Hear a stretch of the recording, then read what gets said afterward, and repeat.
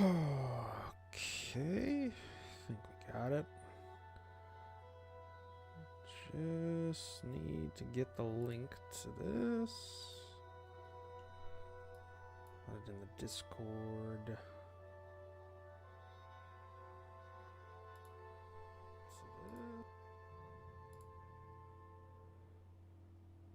Copy. All right.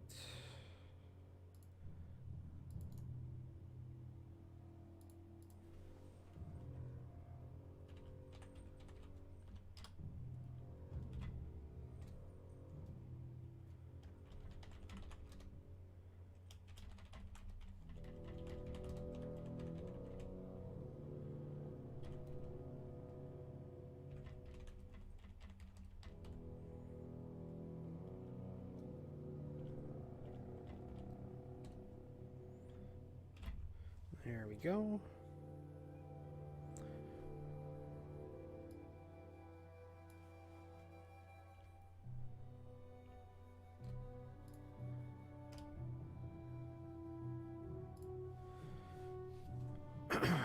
Okay.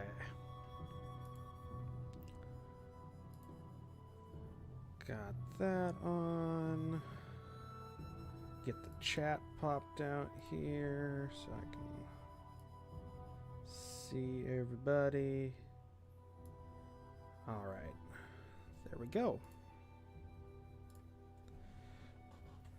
Okay, let's give it a couple of, let's give it a little bit. See if anybody filters in here. Also, let me get my drawing glove on. If I can get, figure out the damn thing. There we go. Okay. So get my tea out here, wet my whistle.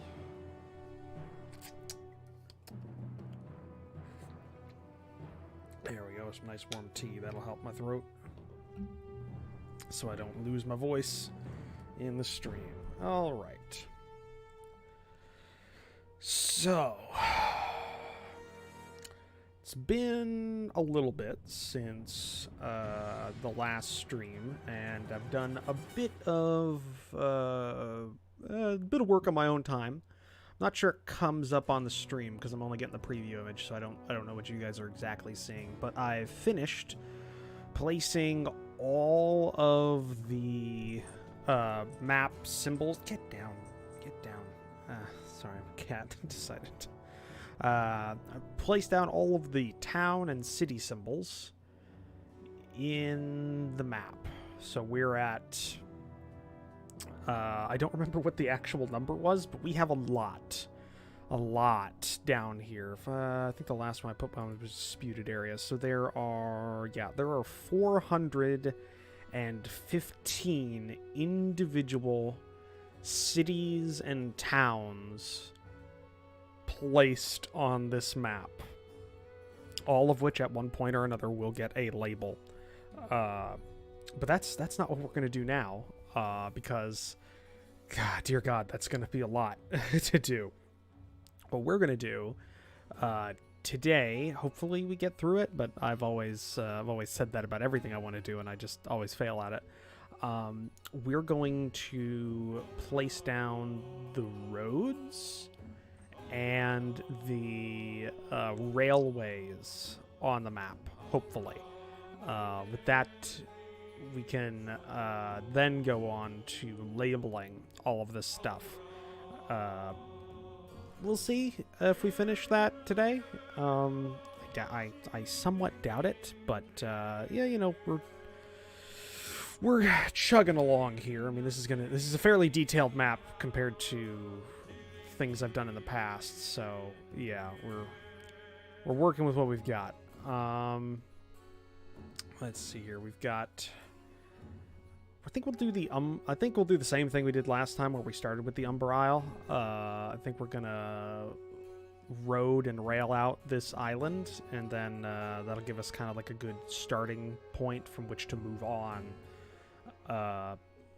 from towards the continent, which will be a lot larger project. So yeah, hopefully the music is good? I think it's good. Yeah. So, plan for today is, I think we're going to try and do symbols kind of based off this. Now, there's a couple of options we have to make these symbols, because I don't have a drawing like style to make a roadway according to this like Atlas template or a railway. But I have a couple of tricks I can use that might work. I think there's a trace function in the program, and so I'm thinking is we will for the railways we'll use a solid maybe white line, and then use a kind of dotted line of black on top of it and trace over. But for these ones that are like multicolored, I'm thinking we're going to go ahead and apply a effect, because you can apply like a border effect. So we're going to make a really, really small border effect on the roadways. But let's test that out before we move through that. Now, one thing I do want is I want the roads and rails to be under the, I think underneath the towns and city symbols, as well as under the borders. So, but it'll be over the lakes and rivers. So yeah, we're gonna go ahead and make a folder here. Then we're going to rename this one.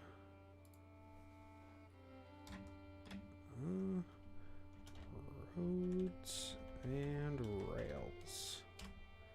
Let's get that there. Okay. Now let's put a new layer in here, and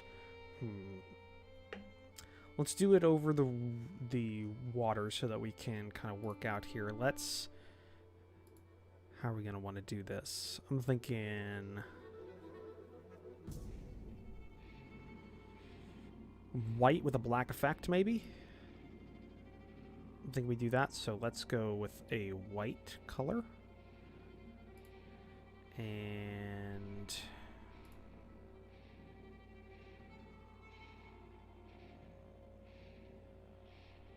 we want it to be uniform. So I'm just going to test this out.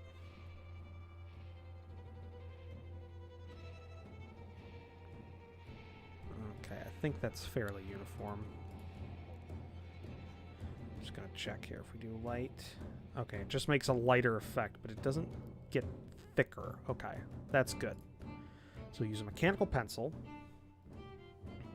Let's just make a standard road here. And then let's apply an effect.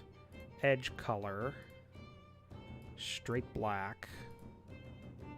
And then let's... Hey! That works! Yeah, that actually works pretty well. That's not bad. Okay, anti-aliasing... Yeah, anti-aliasing on the border effect, I think, works, because it looks really spotty from afar, so we'll do that. And from 100% zoom, that definitely looks like... that. I mean, can we do a half effect on here? Can we do 0.5? No, it looks like we can only do in orders of magnitude of 1, so 1 is the lowest we can go with. Border of watercolor, no. No, that's going to be it. Okay, so an effect of... So a border effect, edge thickness 1. And we're drawing with a 3 width. So about half of it there. That kind of works. Yeah. Actually, one thing I want to try. Let's see. Can we go ahead and we do this at 2 maybe? No. Let's do it at 5. 5's a bit better. How about 4?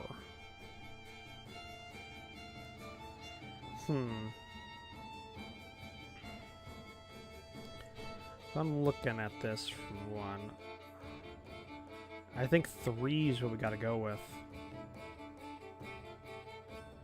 Yeah, I'm thinking 3 is what we're gonna go with on this. 5 is good, but I think that's a bit too big. Because this is going to be crossing over a lot of stuff. Yeah, I think we're going to go with I think we're going to go with line thickness 3 on here, so...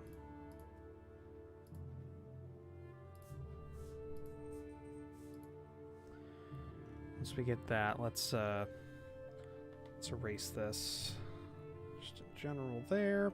And see, the best thing is that as we put this down, it's not going to look like it's like just a wrap. It's going to look like it's an edged line, because we're going to be placing the ends of these under the symbols for the towns and cities. So it'll actually look pretty good. So that's good, at least. Let's go ahead and let's get this right over here. Go back to mechanical pencil. Still doing the white. We got the border effect. Let's rename this to let's rename this to Umber. I forgot how that second spelled. I just blanked. Sorry, I got my stylus in my mouth here for a second.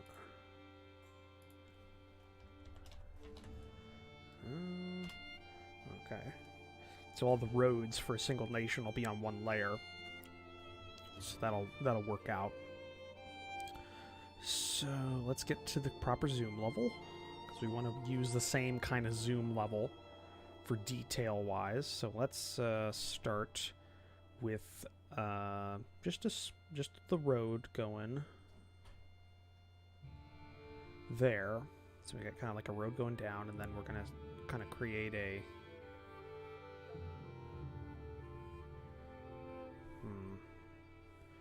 we're going to, I think we're going to zoom in just a little bit, just so we, not to increase detail, but just to increase our accuracy with our pen. Okay. Kind of creating like a southern coast road right here. We're going to try and make these centered on each of these symbols. Yeah, I think that looks pretty good. Yeah. For what we can do inside of this program, that's pretty good. Like we don't have the specific drawing styles. If we were using a vector-based program, I think I could probably make a line style that would work, but that'd be fairly difficult. Let's connect you up here. Then you, I think, will connect to this coastal area. So this coastal town here. So we got that.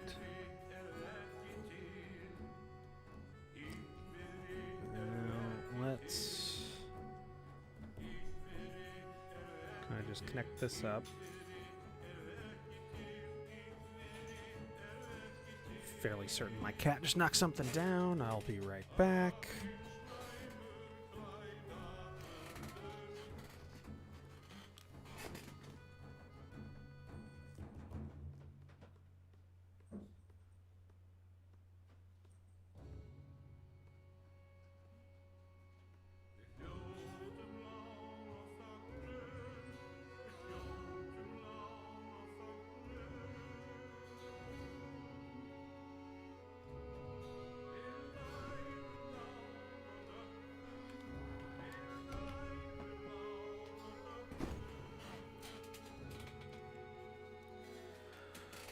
Okay, I'm back.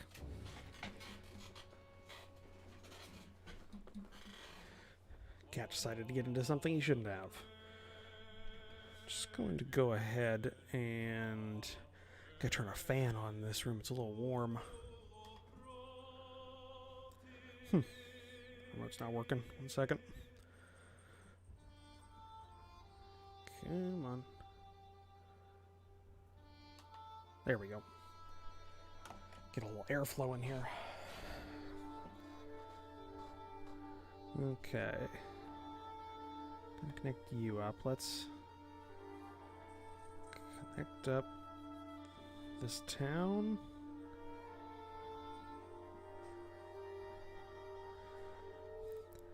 Now, I'm thinking there's a bridge going over this river.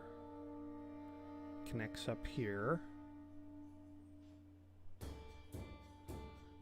Goes through to there. My cat, seriously.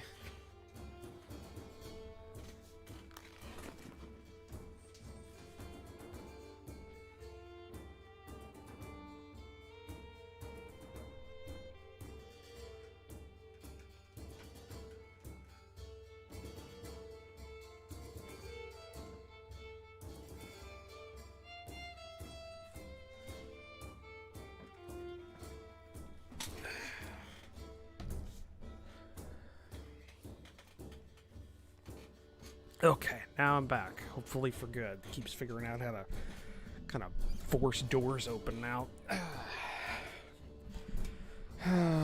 Duke, he is a handful. Okay, let's connect this major town up. It goes kind of through here. And hello, Colin. How are you doing? Connect up this kind of major town. I think there's probably, I want this to be like kind of a hub, so there's like a little interstate going up there. Oop.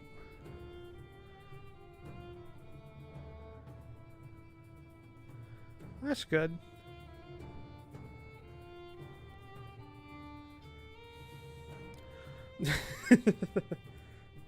Didn't really need to clarify that. I didn't think you were doing good. Well, maybe you were. I don't know. I'm not sure what that means, but...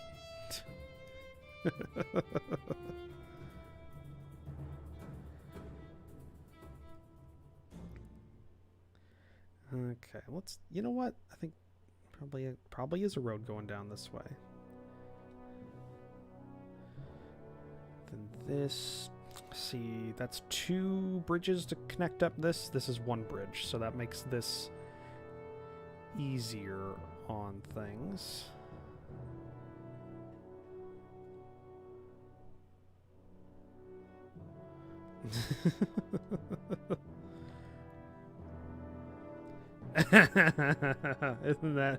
Isn't that just a kick? It works when you want it. It works when you don't want it to.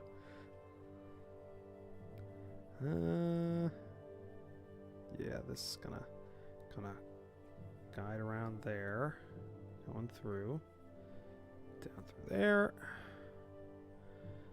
then along this roadway down there.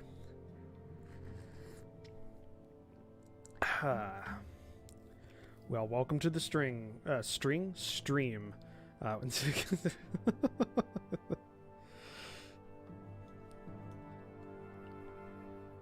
See, you may not be able to type right, but I can't talk right, so you're doing better than I am.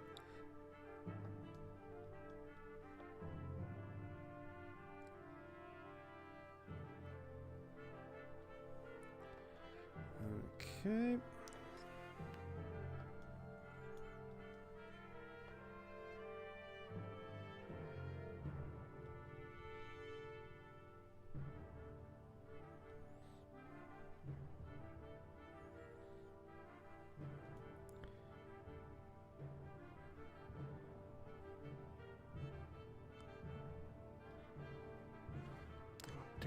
Give him that little flick at the end there. Screwing it up.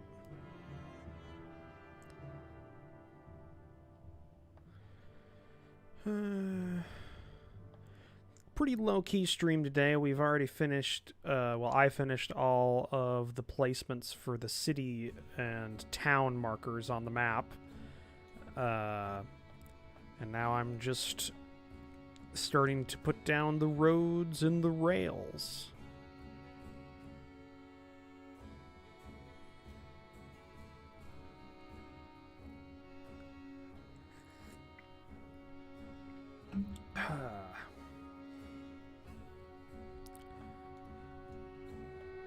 There are over 400 towns and cities I've placed on this map since last stream, so that's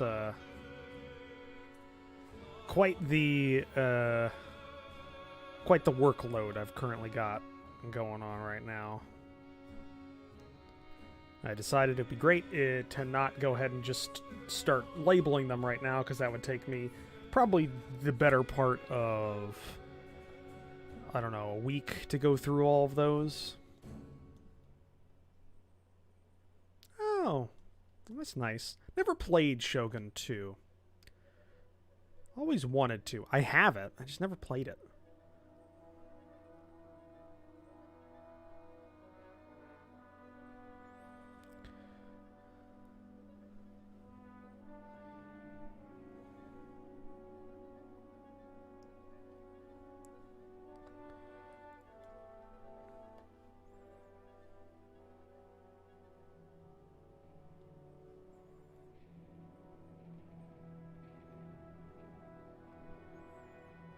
Okay, there we go.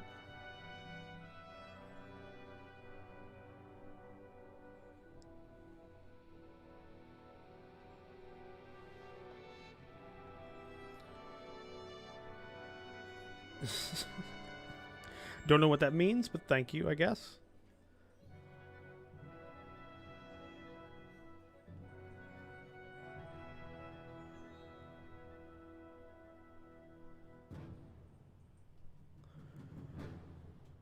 Alright.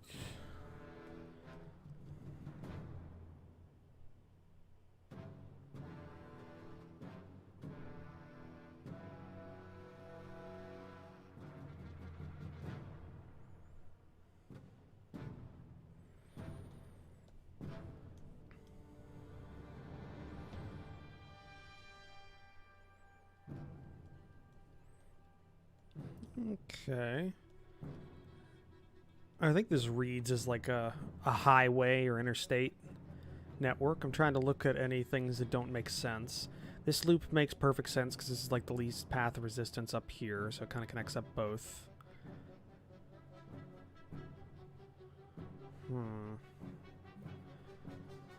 Yeah, I think that works.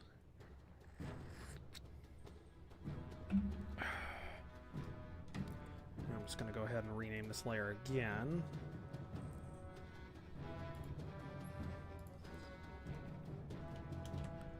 To the roads. Because I think the rails are going to be above the roads. I think is what we're going to go ahead and do. So we got the, hold on, my damn cat. I'll be right back.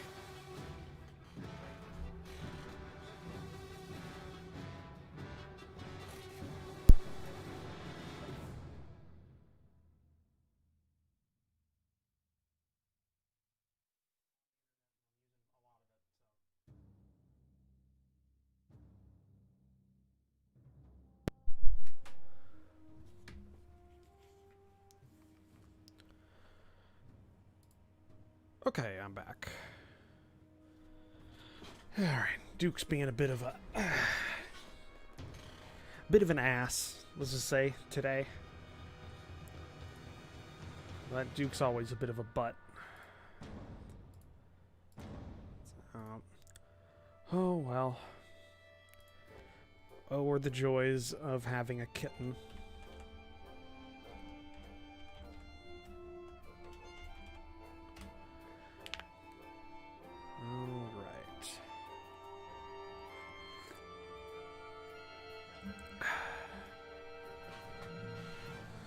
Now, let's see here.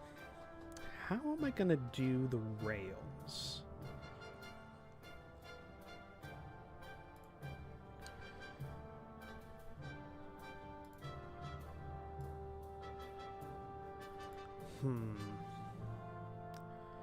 Let's make it a size 4. Let's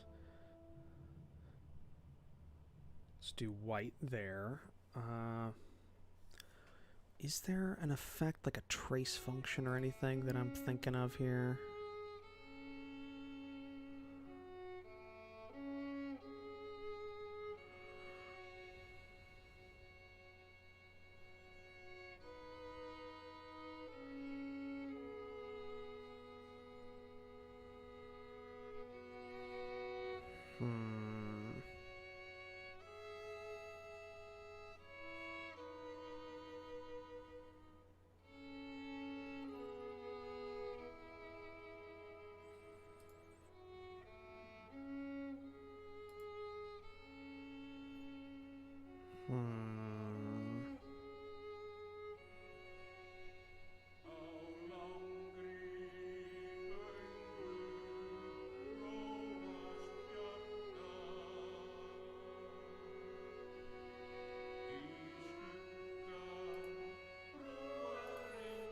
Sorry, I'm not talking. I'm just trying to figure out if there is one of those.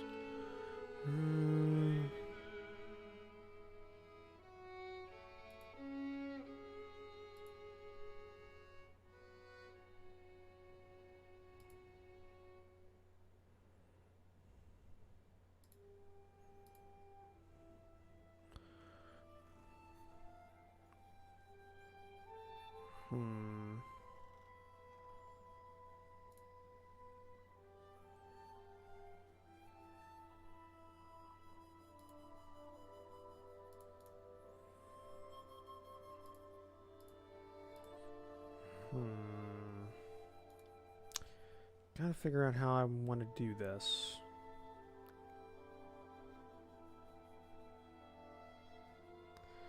So this is where not having a super like not being super knowledgeable about the program does kind of hurt me here.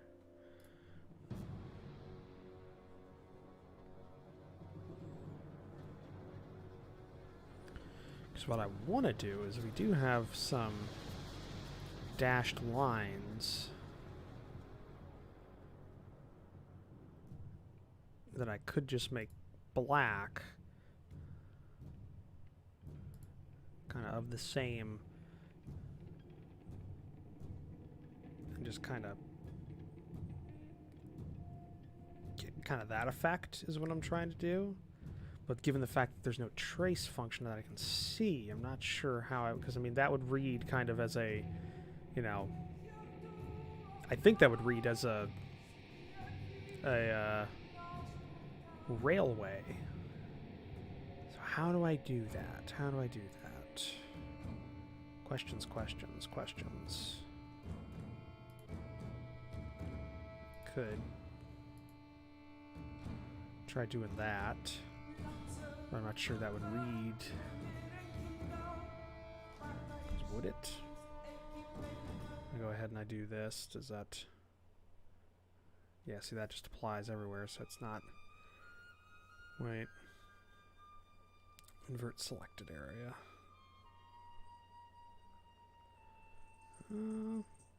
Kind of. It's not perfect, though.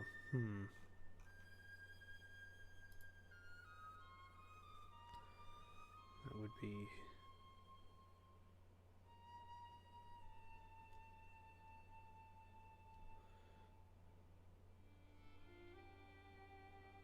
Yeah, see.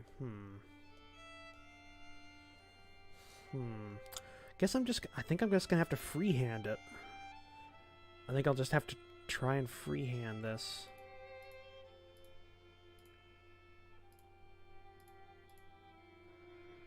This is gonna be tedious as all hell. But oh well. It's a good thing that there's not as many railways as there are anything else. So I'm just gonna check like my effects. See if I got anything that might do this.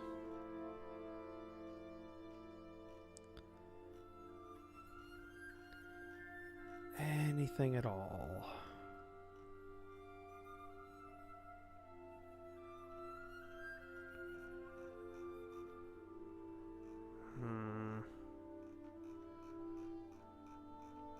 don't think so. No hitching style.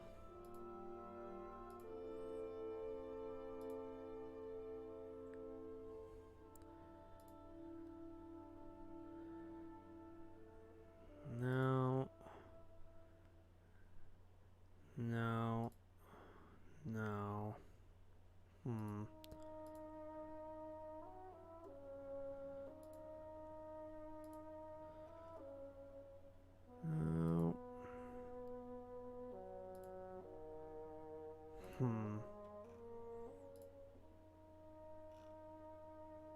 Nope.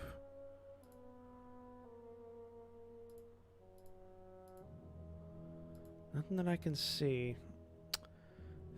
Think I'm just gonna have to go ahead and do a do this all by hand. Alright, this is gonna suck. So let me try and pre-plan out my railways then, because if that's gonna be the case. Okay, definitely there's gonna be a railway between this like kind of hub and the capital on the coast. So that makes sense. So let's so we got 4 here. This just kind of goes out across and in there. Okay. So we got that. Then switch color. Go to a dashed line. Then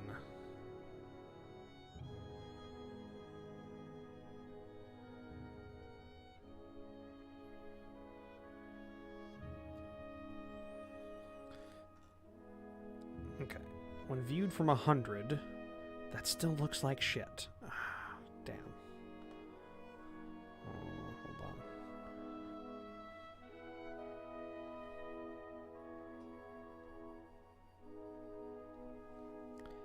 Does that look better?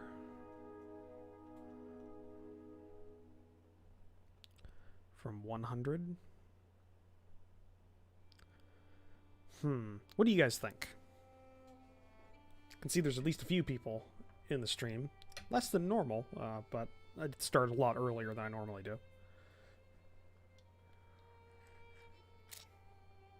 You think that dash effect actually looks good, or does it still look kind of janky? Not sure how else I would be able to do it. I might be able to find a brush style that I could use. Not sure, though.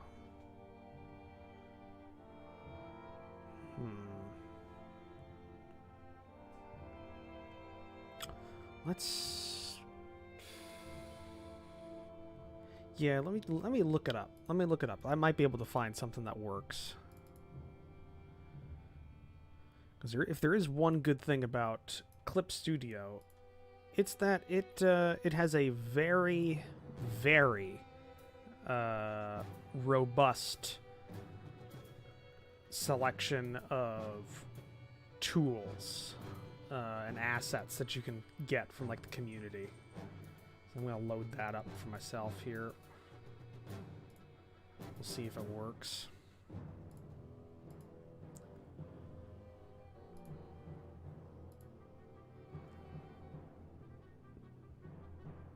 Though I don't remember ever seeing any. Okay. Let's look up dashed line. Okay, 1.2 point dashed lines for dashed color. Ooh, dashed color. That's exactly what I want. Color corresponding to the dash tool. You can draw black with main and one subtool.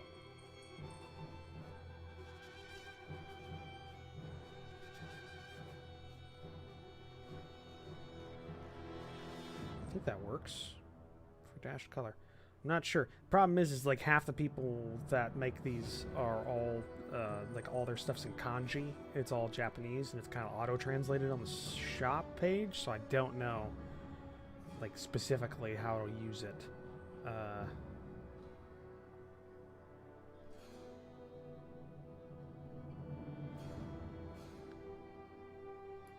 Let's try that. Sign in required. Oh, I gotta log in. Oh, hopefully that password was not shown. Oh, did I just lose the shop page because of that? Oh, no, there we go. Okay, download that. Yeah.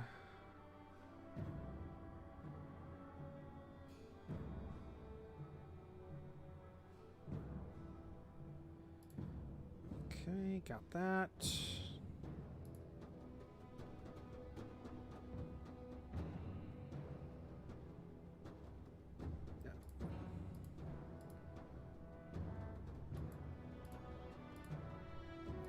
Okay, now I gotta work through this damn system. Where the hell are the brushes kept? Doing this on stream makes me look very stupid.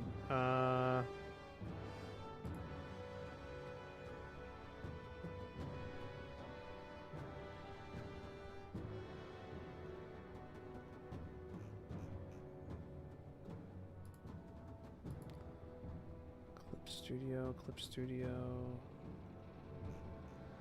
Or no, is this on local file? Oh, damn it. There's a users. I gotta look this up now. God damn it. Didn't think I'd have to do this.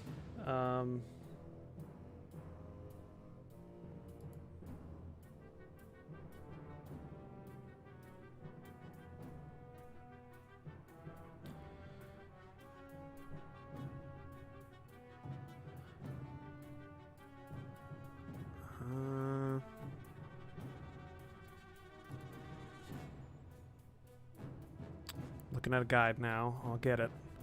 I'll get it, guys. Color profile, no. Windows.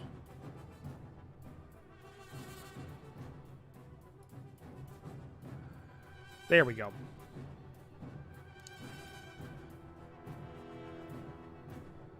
So, got that. And then let's put this in the ruled line section. Okay. I think I got it. Stupidly complex, but I think I got it. Okay, and so white and red. All right, let's test this out. So if I put this as like blue, let's see. Blue, we'll put it at level 4, and let's see. Okay, no. Do we have to... Hold on. Okay.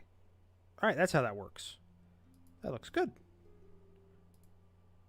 So if we go ahead and we do black, it's a bit whiter than what I'm used to here. Oh, crap, I forget. I've got to be on the primary color palette, secondary color palette to the secondary color of the dashed line. And then that makes an even white and black checker. Or not checker, but good. Though it's going to have to be a lot smaller because it... Yeah! Hey! We got it! Thank you, user on Clip Studio Paint Asset Shop that I can't pronounce your name because it's all in kanji. So I wouldn't be able to even if I tried. So yeah, there we go. That makes this a hell of a lot easier.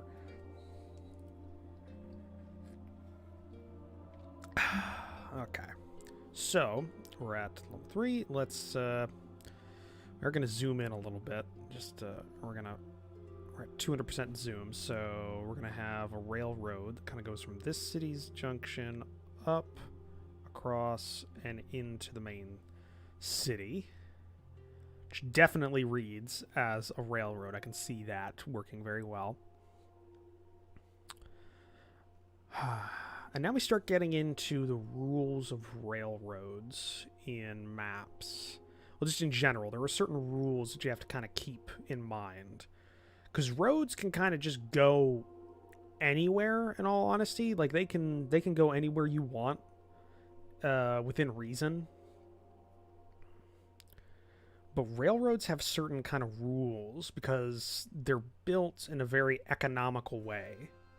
You know, you don't, unless you have to, you don't go over big elevation changes with a railroad. Unless you have to, and normally you'll go around.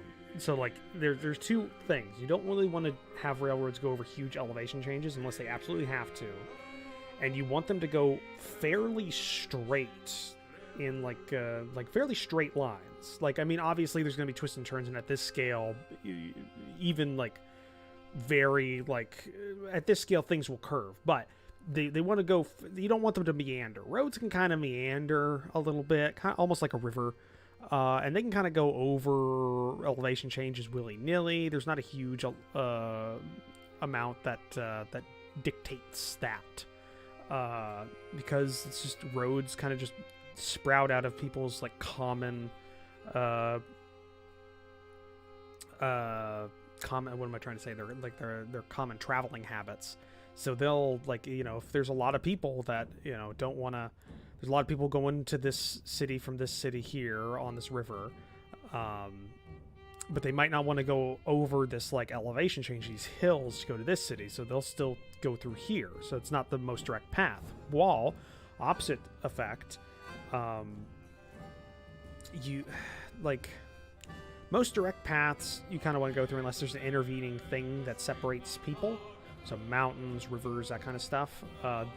People want to go around that. They don't want to be inconvenienced. So they'll take a slightly longer route to do so. Is usually what happens.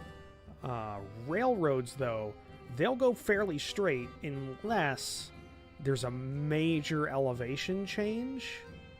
Then they'll try and go around it. Or if they absolutely cannot, they'll mostly go through it or over it. So you kind of have to keep in mind, railroads like to remain flat. Because it makes it a lot easier on them. So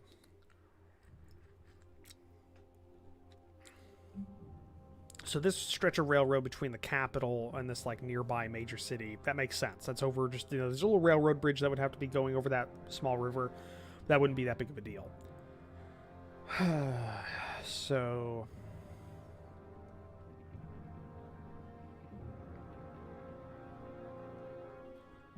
let's think on this. There's probably going to be railroads going down this coastline, like going along here, down the coast, through here until, and just kind of keep going along until they reach here. Just kind of connect up this, like, major hub. And then they probably wouldn't put a railroad here. That probably wouldn't exist because there would be fishing and boats going along this river and lake towards the coast. So that would negate the use of an early railroad, which just would be kind of an early railroad. So let's draw that in. Let's put this in. This is a rail, so it's starting from the capital. It kind of goes out fairly along the path of the roads, at least here. They enter, so you kind of have this effect of go to 100. This effect, it's going along the roadways, the rail, then I think we probably see. It's gonna go out this way. Run along. And reach there. Oop. Somebody's calling me. Oop. I actually have to take this. I will be right back, guys. Enjoy the songs.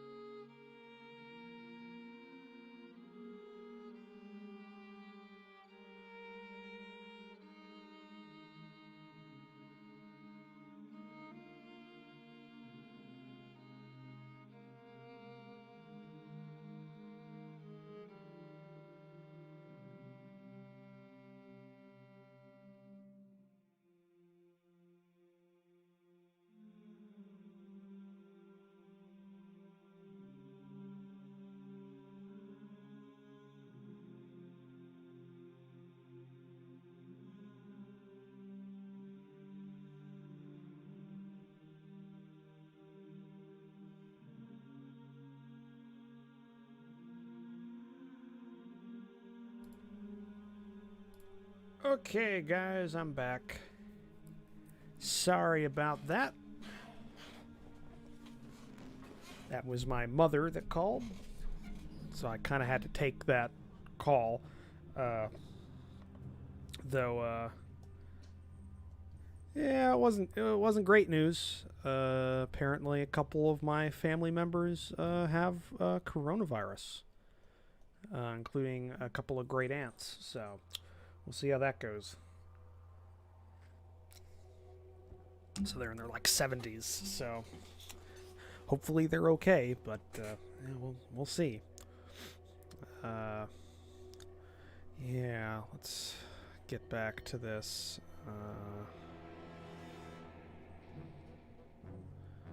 I've forgotten. There we go.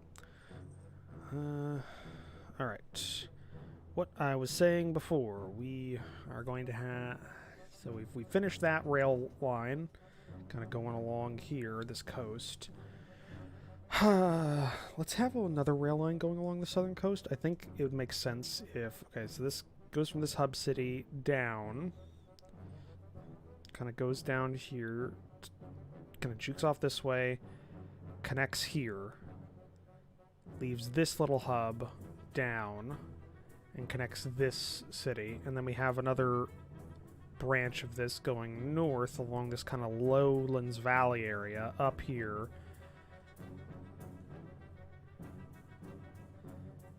And then... Does it head up? I think it'll head up. I think that makes sense. So let's connect this up. Let's do this. Kind of go... Oop, wrong color. Gotta use the tool right.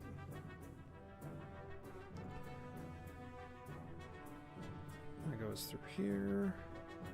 Connects up this city. Then we'll head down. There, and then we're gonna have another rail line come out north.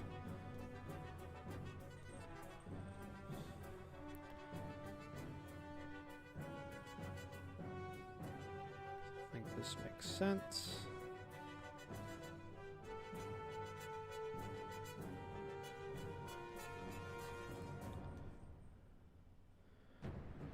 Right. And yes, that definitely crosses over this little...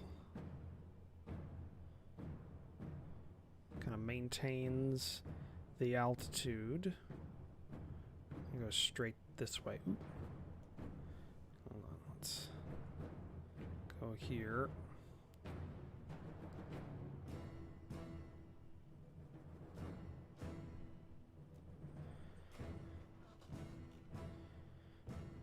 I think that makes sense.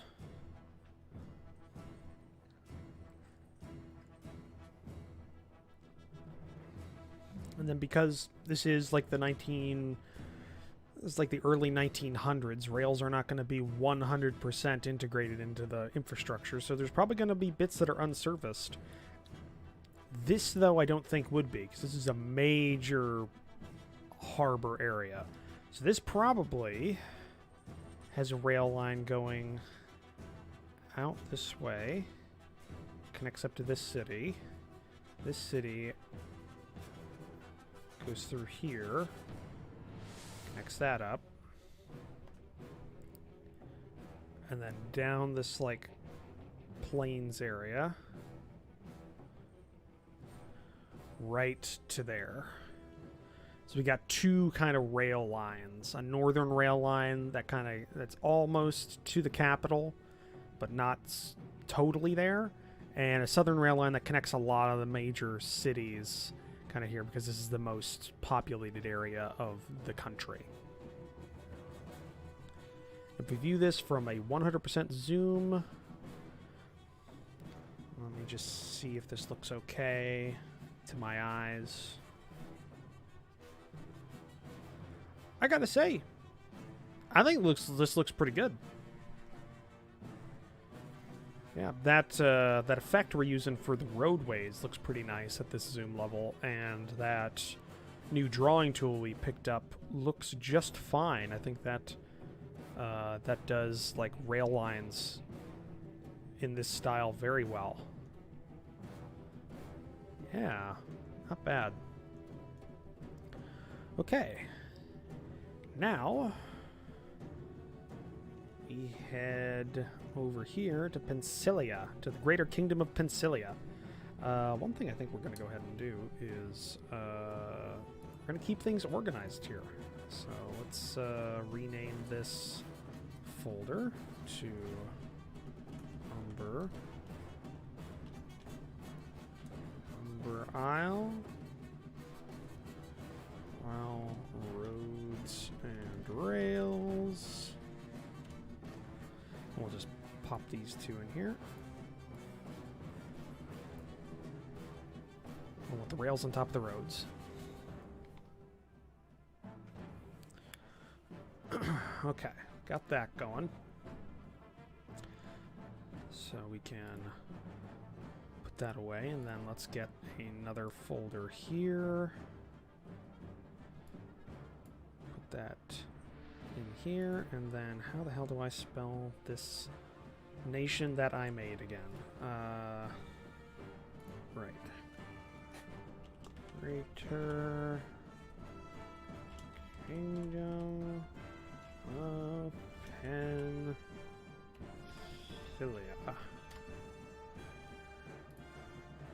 Okay, we got that. Let's just make this roads. And then let's connect up this bad boy. All right, let's get our mechanical pencil tool. And get some zoom down here. All right. Just make sure we got the effect correct on here. Yes. All right. So.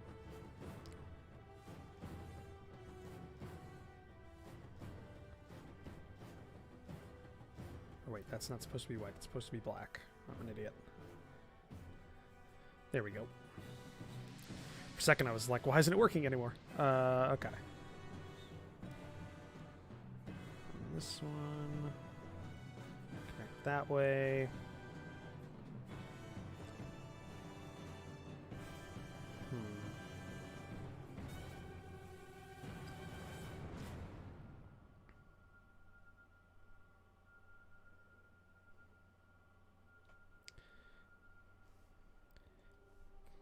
Keep overshooting this sometimes. Let's just get that right there. Then let's go ahead and connect up this coast.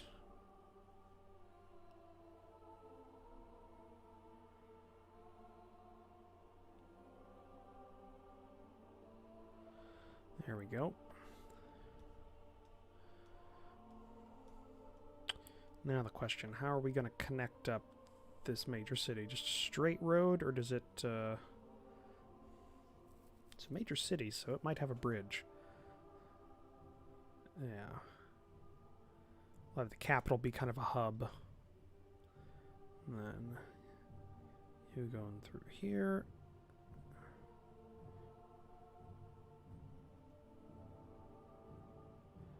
Through that city, all the way down south to there.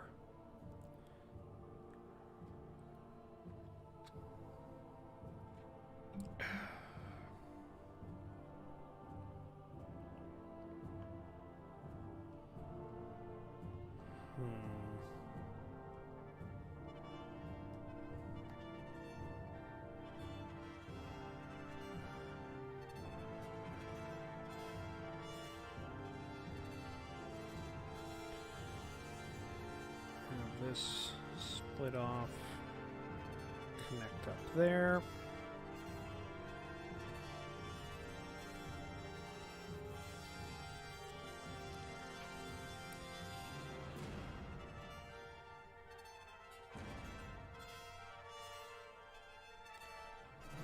Okay.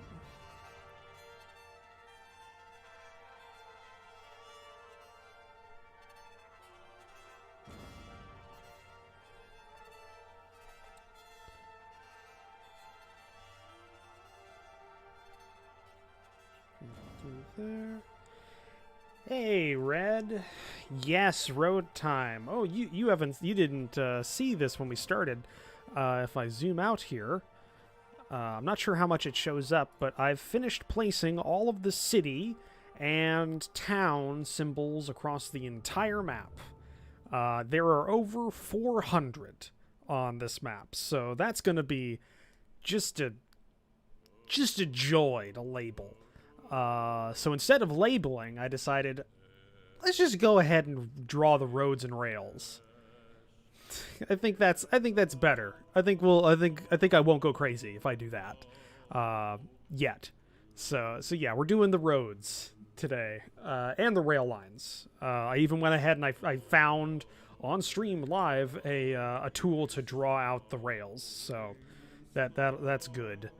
So yeah. Also, hello, Red.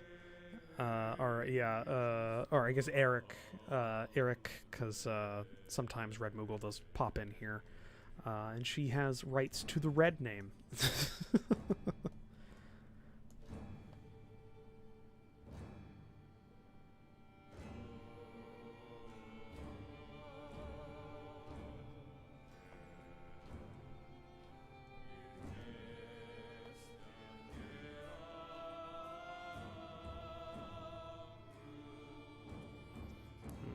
Okay, got that.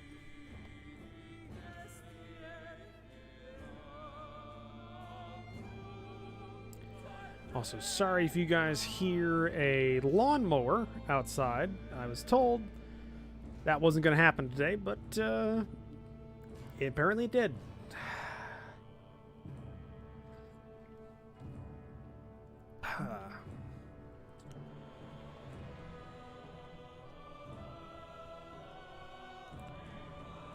That connection, let's...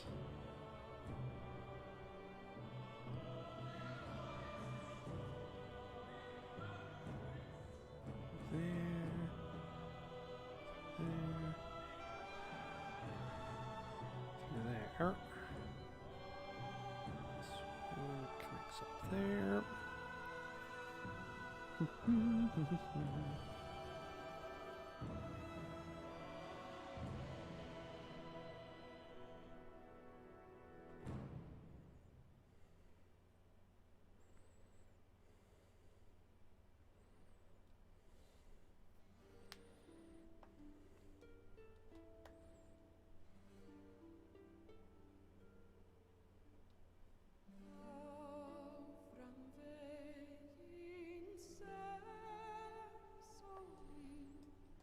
Okay, got that.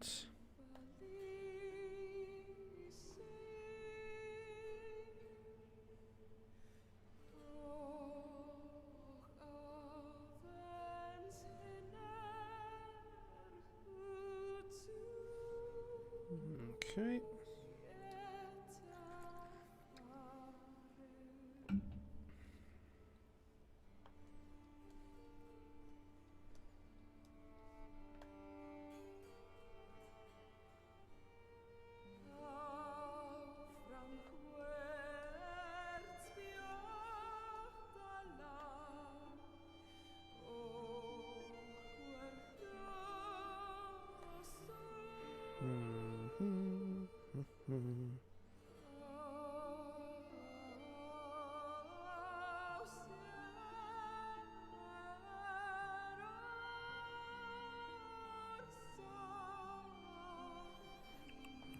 Okay.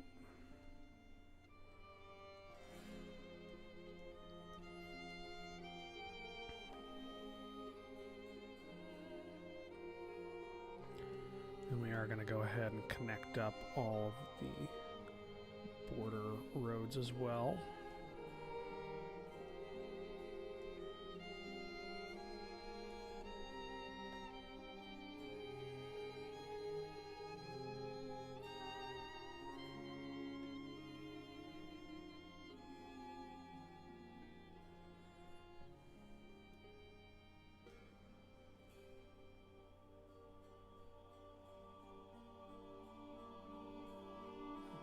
Okay.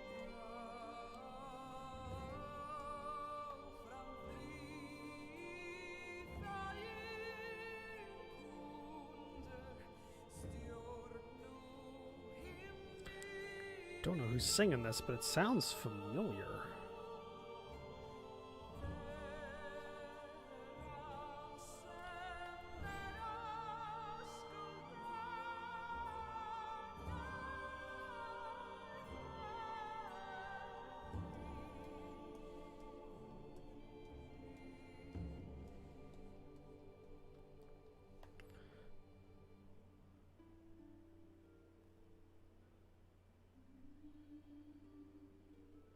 No, this one I think is actually Banner Saga.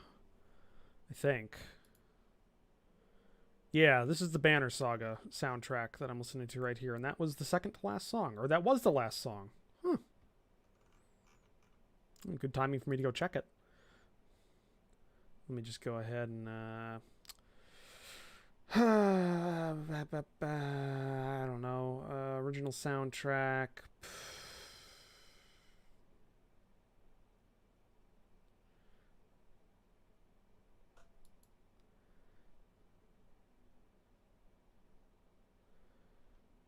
I guess we'll put this one on. Kingdom Come Deliverance.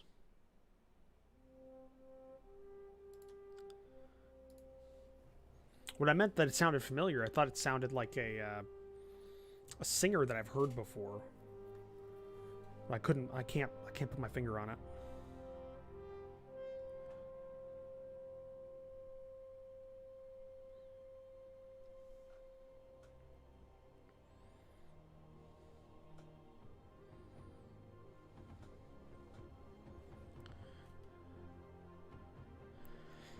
Yeah, not a village actually. This map's too large scale to show villages. That's more like it's like a moderately sized town or city.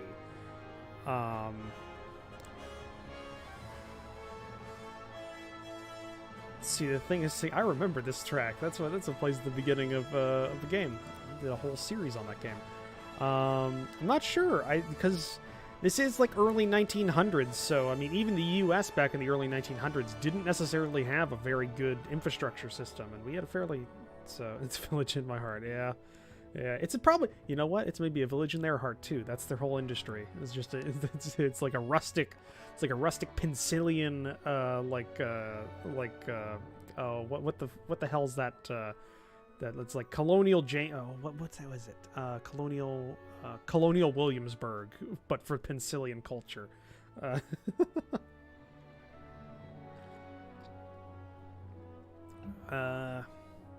It could just not have a major road connection. It's a possibility. Like, if I zoom out, does that make a lot of sense in terms of infrastructure? Major roadways, yeah. I mean, it's behind a major elevation. It's like a major range of mountains. It's on its own little peninsula. It does have a connection there.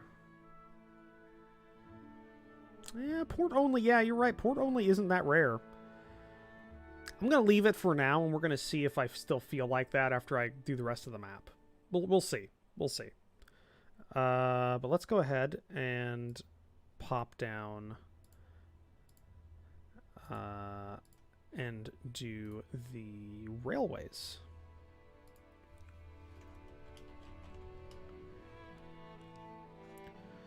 Okay, railways.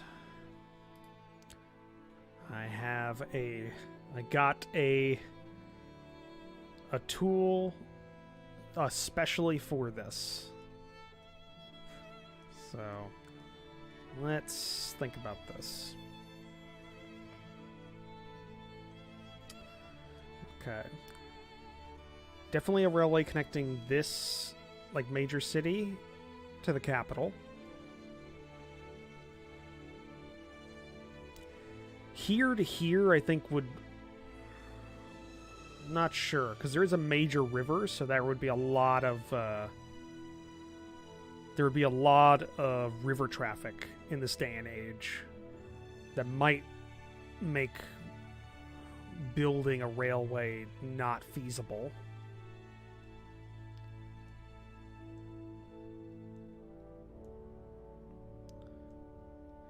Railway here to here makes sense. Not a lot of elevation changes, fairly flat. Could definitely see a railway going through here, straight up to here, then connecting up this city, so you kind of have a little bit of a northern rail route. Yeah, we'll do this one first. I gotta zoom in a little bit more for this one, just because it's a little bit more of a delicate line work. So it just kind of goes straight out here, over the road.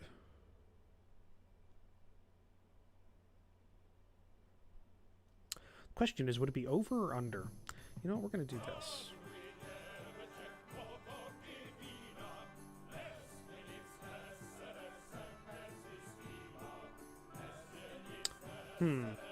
What do you think? Railway over or under the roads in terms of priority on the map? Right now, the railway is underneath the road.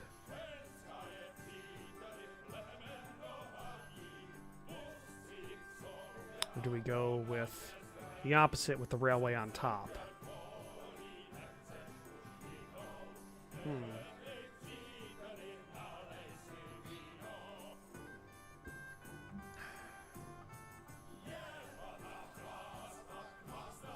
What are we thinking? I'm not sure.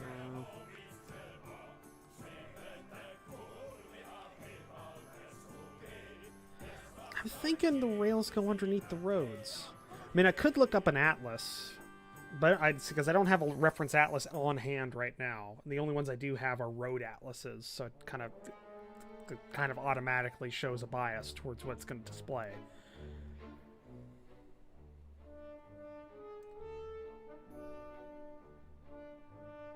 Yeah, rails go underneath the roads. We'll do that, and that means we're also going to shift the Umber Isles order a little bit. Okay. Let's get the rails going here. Alright, this kind of goes through. It follows, but just kind of tries to remain fairly straight. Goes into that city down there, which I believe will exit through here and then connect up this major hub,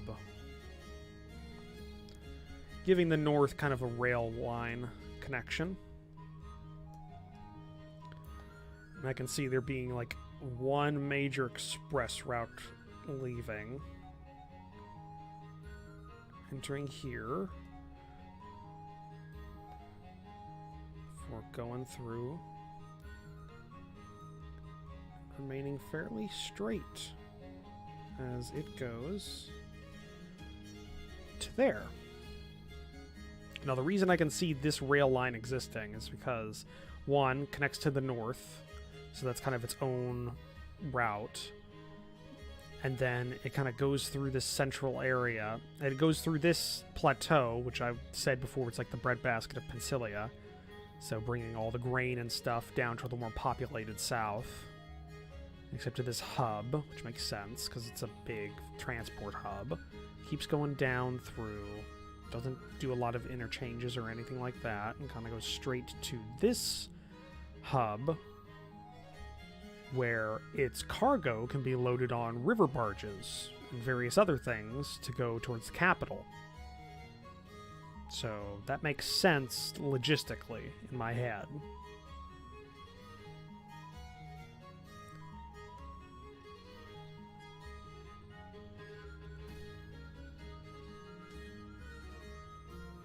Now I gotta think of the south. Because as I said before, railways don't like going over elevation changes. They like to remain flat.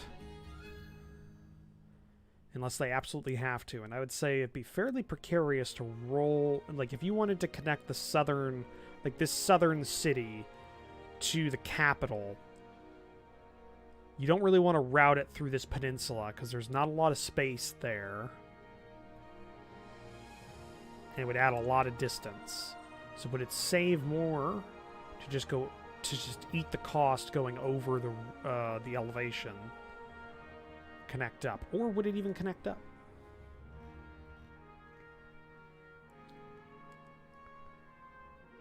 So it's got a connection there.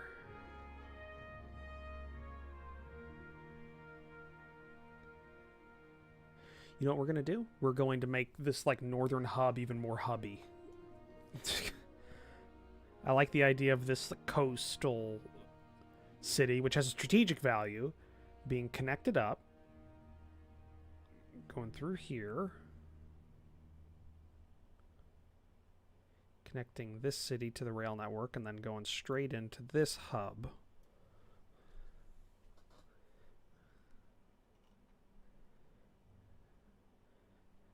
So this is like a logistical hub to the north. This is like the gateway to the north in Pensilia.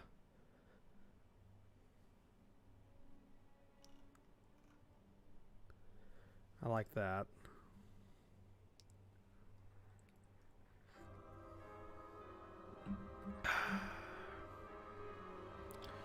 Now,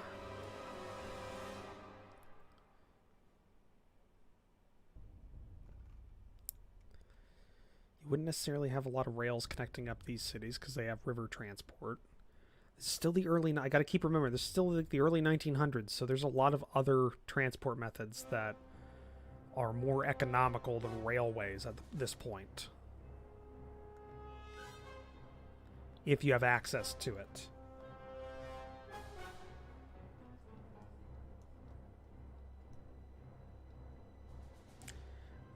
But now I think about it, though. Okay. Overall picture. This is where world building comes in handy, when you kind of know this kind of stuff. Imports. Because you want imports to go different places. And railways are good at transporting bulk imports. So would the imports be going into the capital? Capital opens up into this area, but as we know from the world map, this area doesn't have a lot out here. It's kind of empty. It does probably lead as a gateway to the greater world, but the most economic, what am I trying to say? The richest countries in this world are around this inland sea. So that would mean this port and this northern port would probably get most of the imports that are coming in here, other than like raw imports. So they're already connected to the rail network.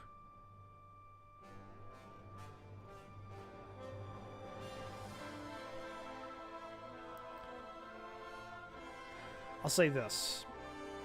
Early 1900s era, so railroads are still being built. Import lore. Yeah, import lore. Well, it just matters, because if you want... Because as I said previously, Eric,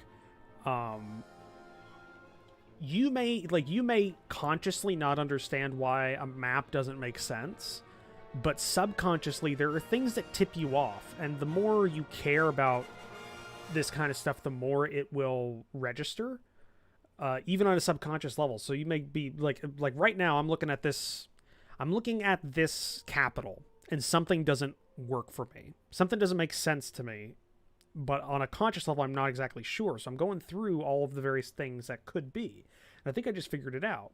Because even if it doesn't necessarily need a rail network right now for imports and exports, it is still an administration hub, which would require at least some rapid movement. The river can provide that with riverboats, which would still be somewhat used at this point. But the administrators of the nation would want to probably connect up. So there's probably... Pensilia probably has some sort of initiative to connect the north and south of the country with a rapid rail network, or rapid air quotes, early 1900s, with a rail network for fast transport of goods and services and people. So we could say this. I like this, because this also creates lore for the world, which makes it feel a little bit more lived in. So we'll say this. Pensilia has a rail going out, crossing this river. Or no, hold on. It's going out, crossing this river, connecting up this hub here, and we'll say the leg that connects this city with this city, and thus the capital, is still being worked on right now. Because to do so, you have to build 2 bridges. And rail bridges aren't cheap or easy to build. And this is a fairly major river. So we'll say that the capital only has a small bit of rail, but it's like we're just at the cusp of the north-south Pensilian rail being completed, which I think Well, not necessarily, because there would be this whole leg down here, but maybe this takes all the funding. I think that works. That gives it a little bit of character, and it's not just like everything's connected to everything. It's not a completed infrastructure network. It's still being grown, which is kind of what you want in like early 1900s kind of feeling maps, is that not everything's built yet. Road networks, definitely. Road networks are fair, like at least on a basic level, most everything's connected by at least some sort of road. Obviously, up here, there's this village, or not village, you got me doing it now, Eric. This city up here isn't connected to a road, but that doesn't mean it's connected up to a road, just not a major roadway.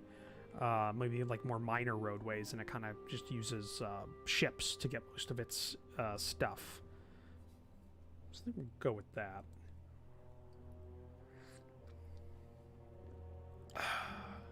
Yeah.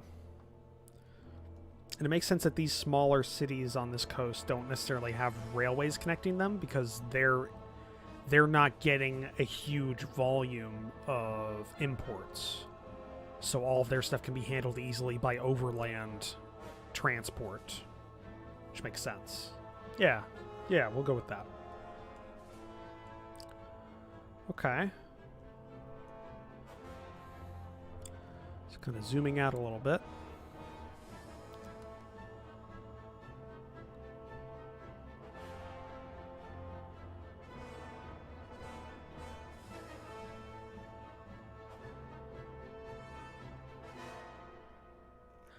Also say this.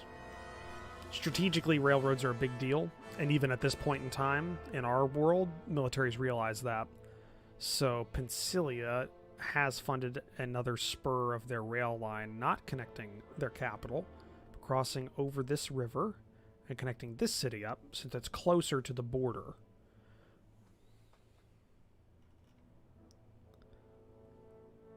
So it's, yeah, that works. Okay. Alright, I think that's Pensilia done.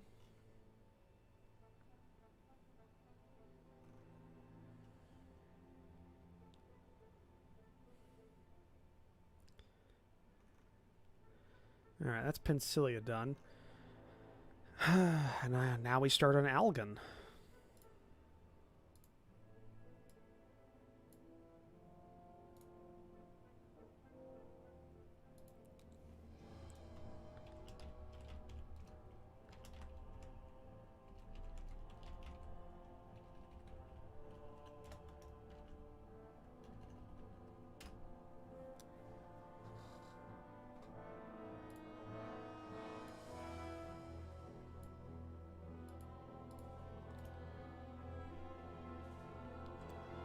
Trying to keep everything clearly labeled so I can edit things in the future. Roads. Okay.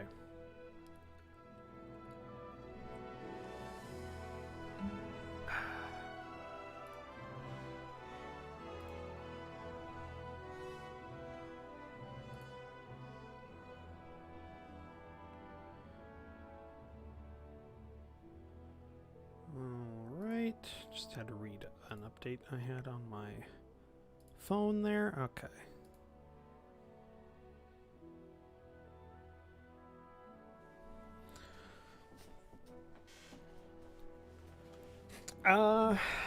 Not sure yet. I've fleshed out the background of Algon a bit more in my head.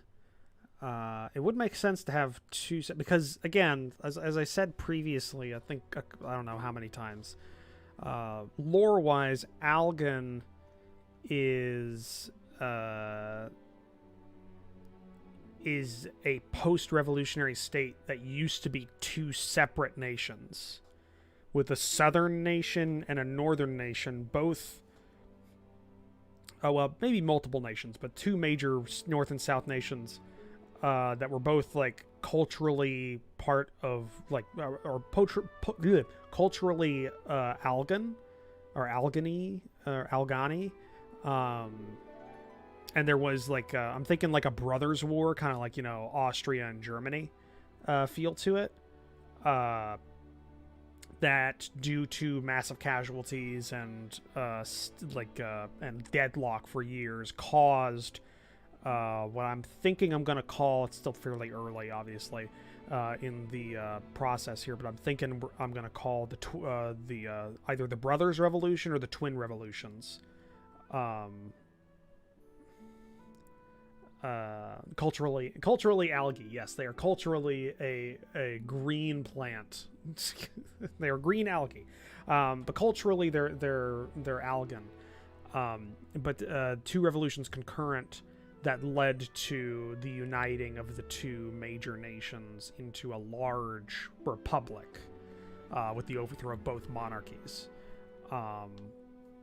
So I think there would be like two fairly robust infrastructure networks, north and south, but maybe it's in the process of being integrated. That could make sense. I'm thinking about it.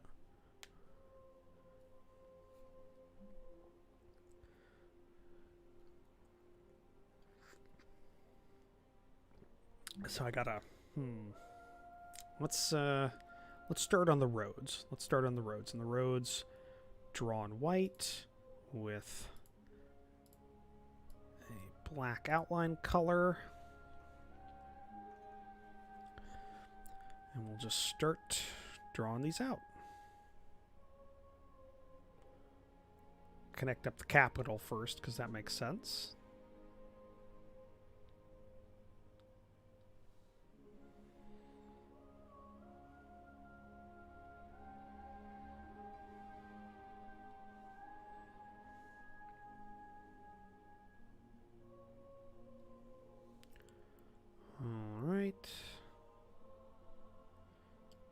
Still not sure about that name for the two revolutions. I like the sound of the Brothers Revolution, but Twin Revolution would also probably be something people would come up with at the time.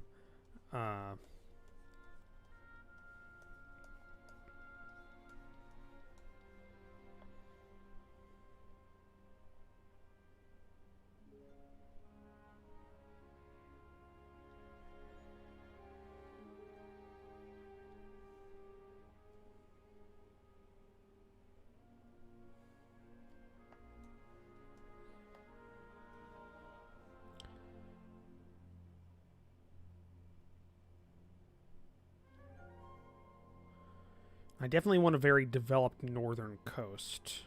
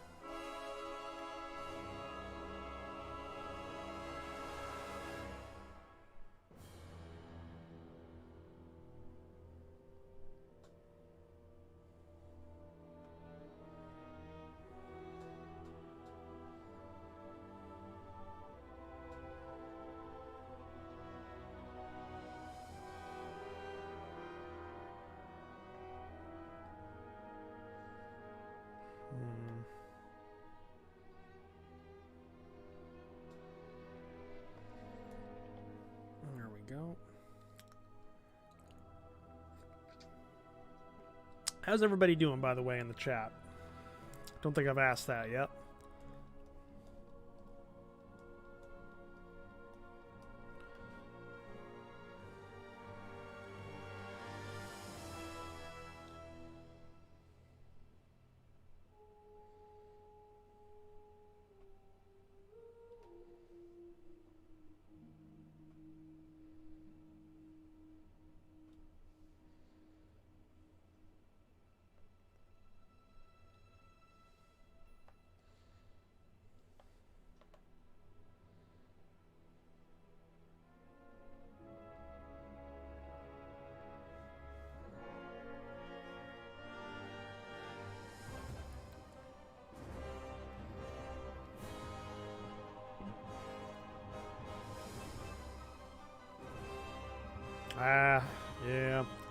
It's been hotter than hell here for the last little while.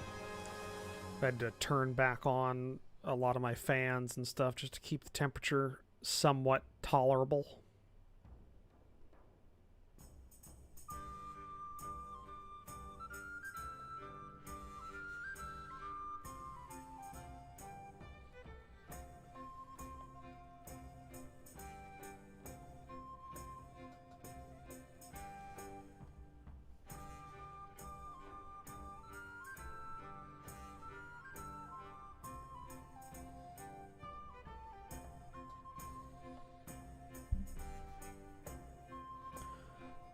Right.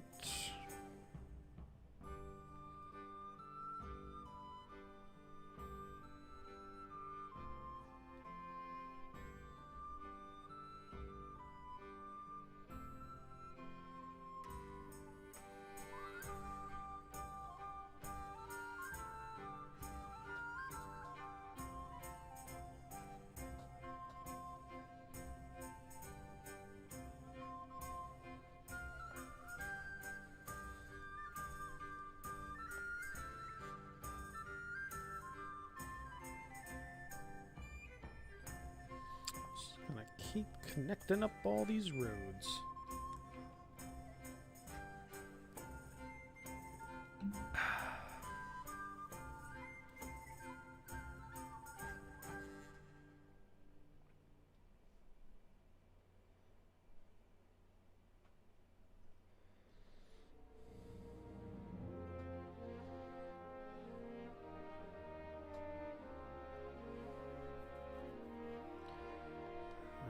All right.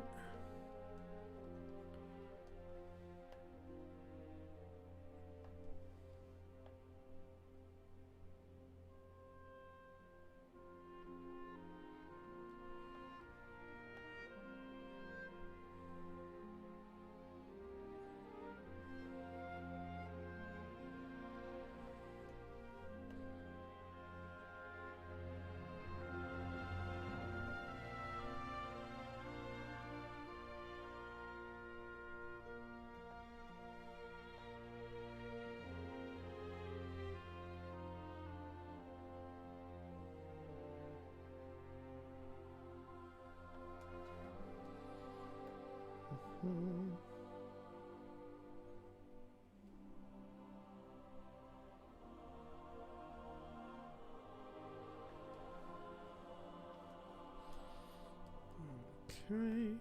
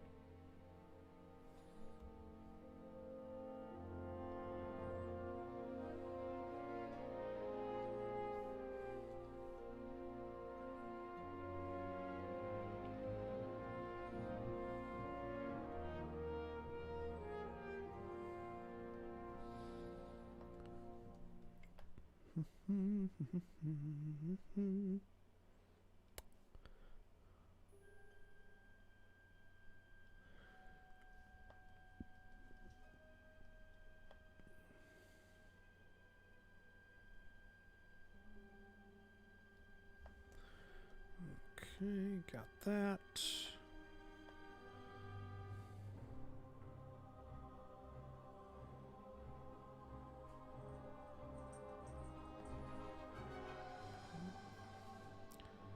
Down.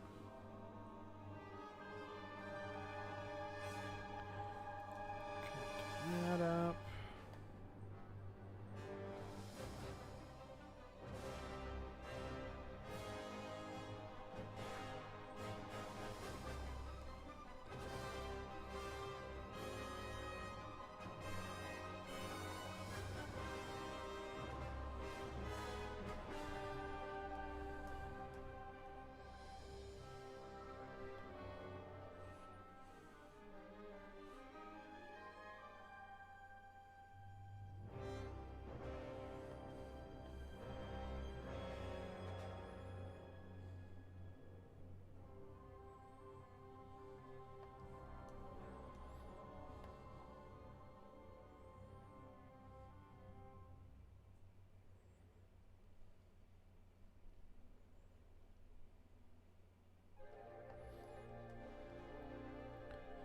Alright. Got that.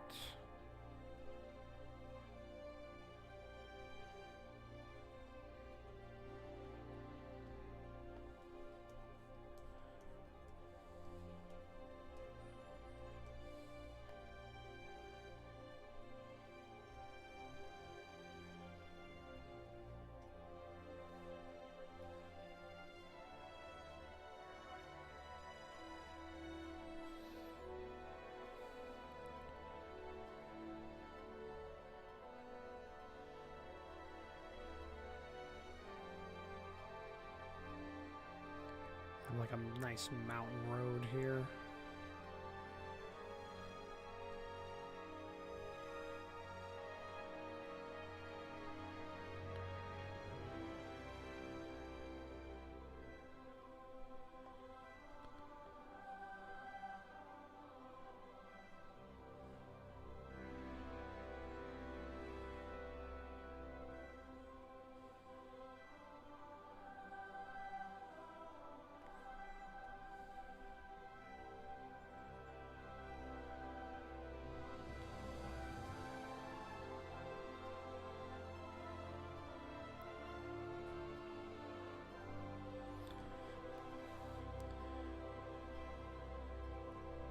Island town?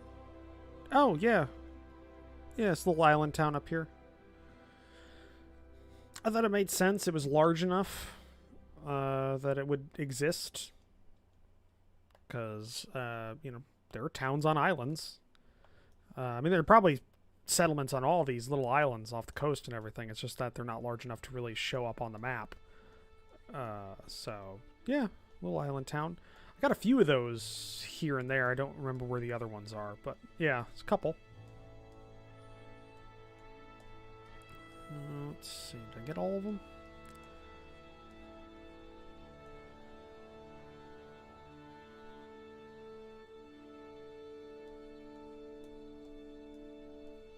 I think I connected everything up.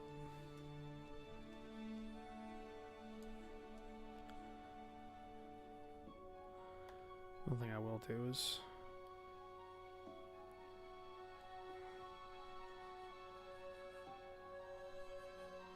making these kind of twisty and turny because this is supposed to be like a mountainous, craggy kind of region, so that makes sense.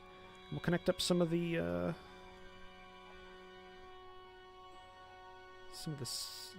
border cities.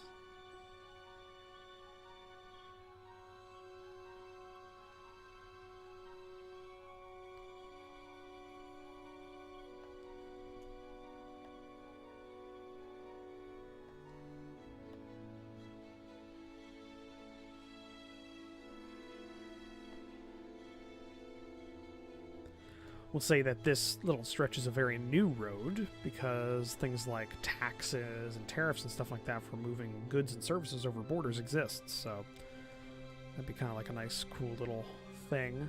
Probably no connection here. This is a hub point. Actually, you know what? No, there would be a connection between these two major cities. Connect that up. Let's see, any other things on the border? This definitely has a connection point.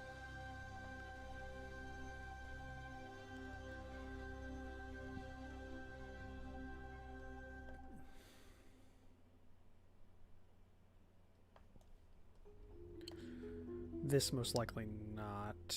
Well, no, it would. Like, there's probably a bridge over the river there.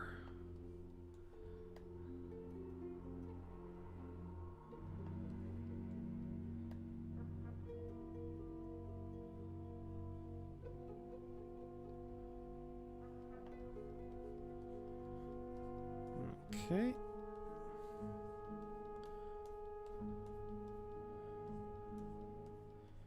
Then minor connections along this border, which is what I planned originally.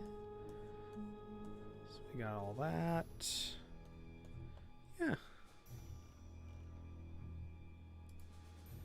That looks fairly good as a national road network.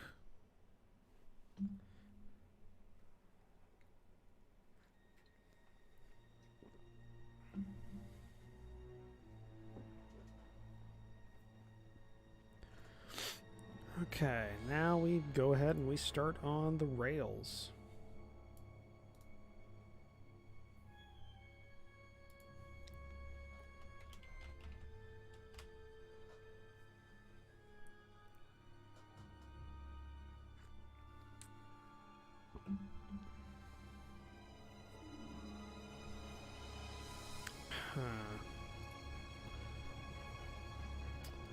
So rail-wise, definitely rails going out of the capital.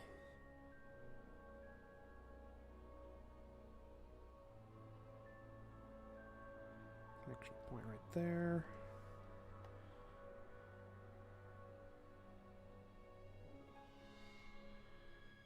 Those two connect up.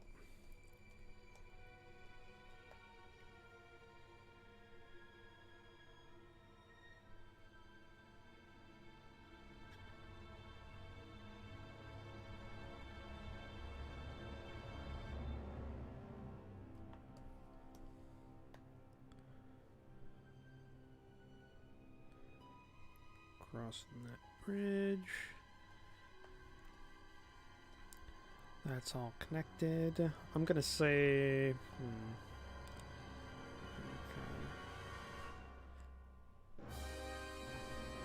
say there's a much more developed rail network up north.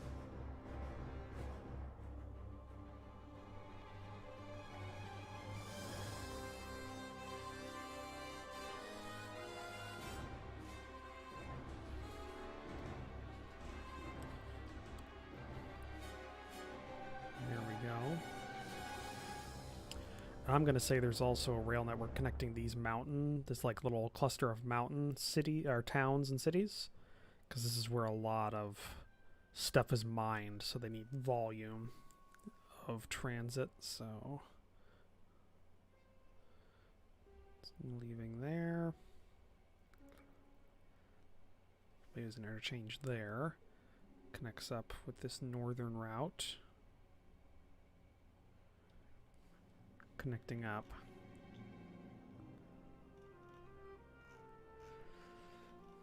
See, there's a small rail network in the south that connects some stuff.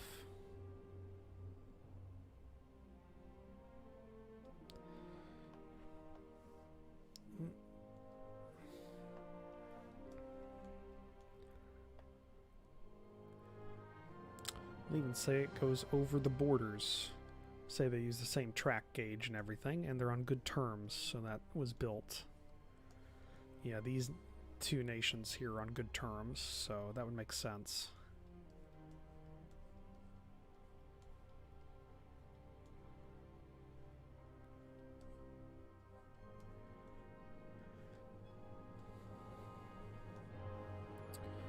In fact, we're going to say there's a project to connect the north and south together.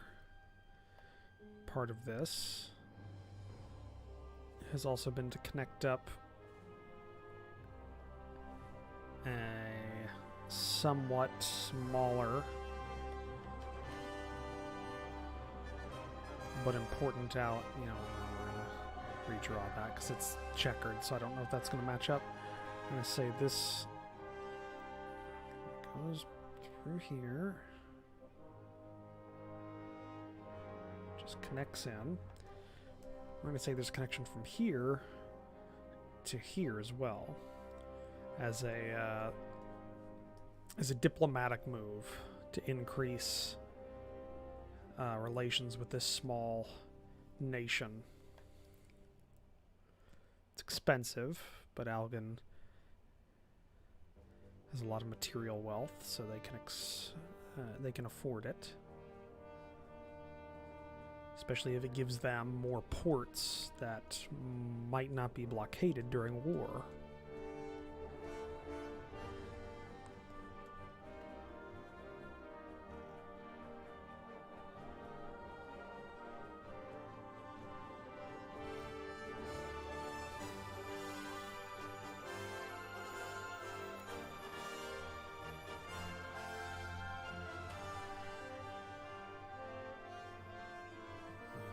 Okay.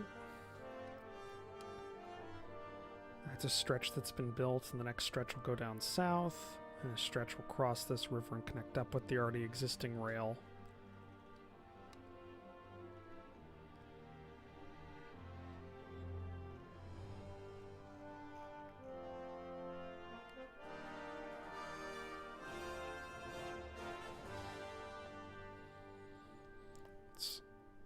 Also say there is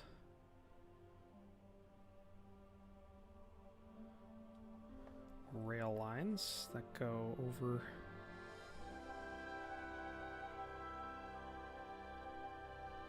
here.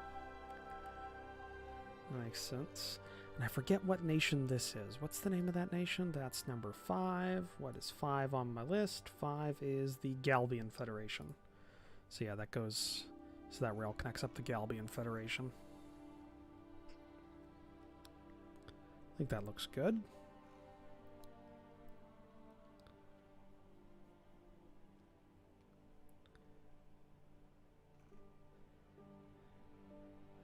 Yeah, and take in mind, these are like major railways. Like the big rail lines in the nation. Because we are zoomed out quite a bit on this map in terms of scaling. And we can add to it later. So, I've got Algon, I think, is done.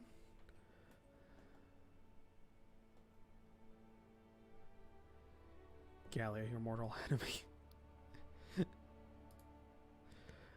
Let's get another folder going on here, and let's start doing these small nations, which I have the idea of them being like Benelux countries for some reason in my head. So 4 is the Thalcus Principality. So the Thalcus, or the Thocus.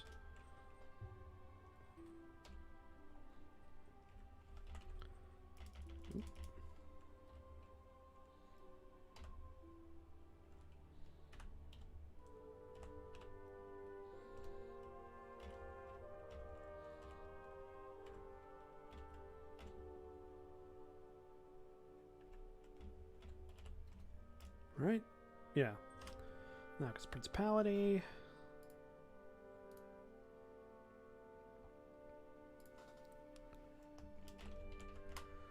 Roads.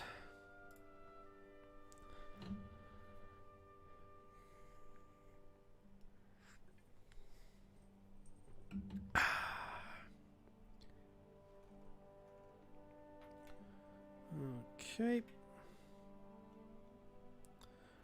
Let's get our drawing style together.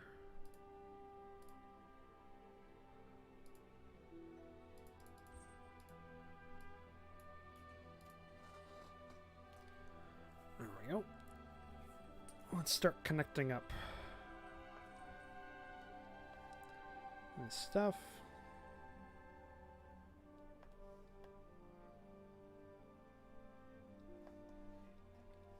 I want these guys to be very populated, so there's going to be a fairly robust road network connecting most of these cities and towns.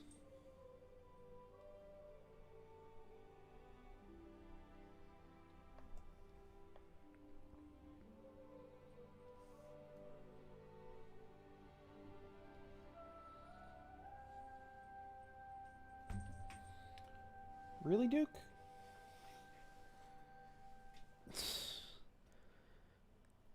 Well, idiot keeps hitting his head on stuff.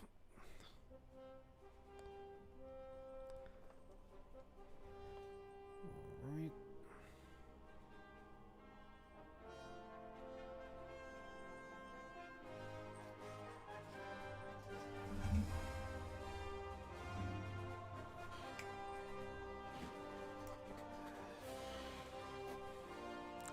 No, he hasn't gotten into my lap. Well, he did get in my lap really early in the stream.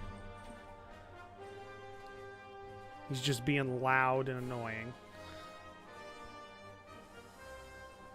Little moron. He's so adorable, though.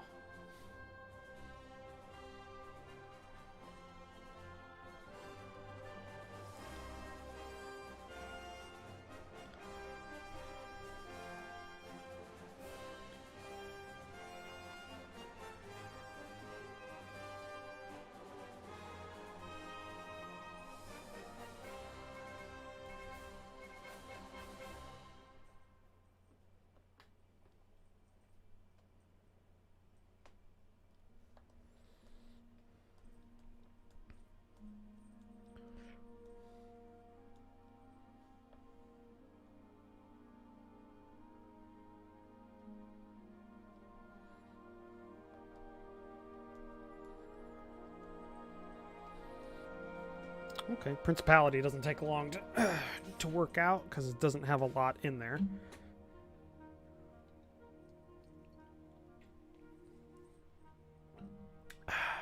So let's get another layer going.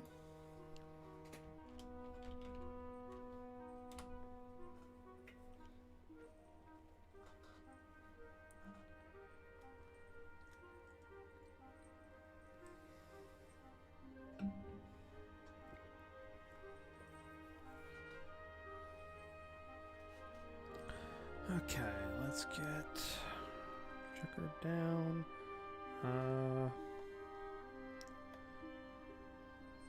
Definitely a rail line.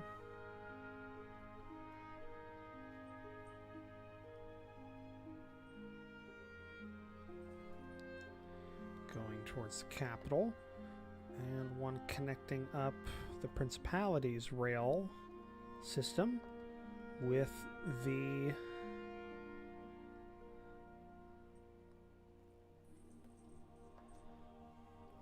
we won't do that one. With the Algan rail network.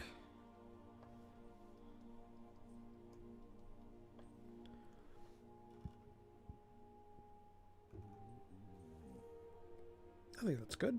Yeah. Small nations are going to go real quick. So thankfully. Big stuff's going to take a while. Alright.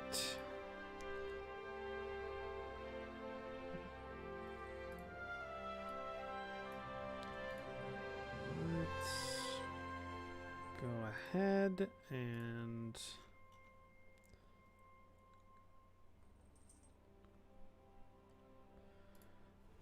so this one is Litul Itch the Lich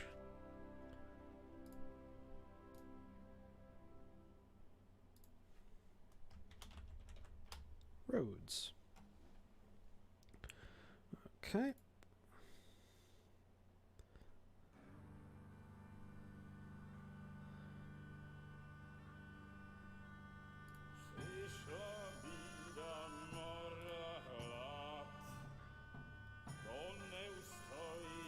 And we're almost through the Kingdom Come Deliverance soundtrack already.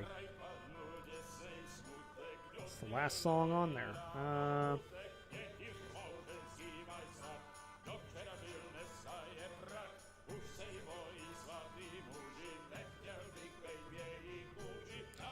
Ooh, the Elite Dangerous one might be good.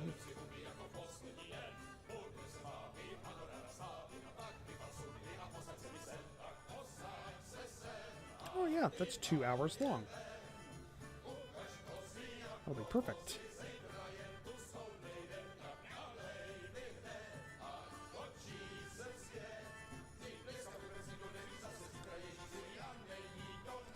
Small nations are minuscule compared to the East, though. Yeah, but your point taken. Point taken. Though some of the Eastern countries, though, won't have a huge infrastructure network. Like this, this whole peninsula is going to be fairly light in a lot of ways. So, who was that just called me?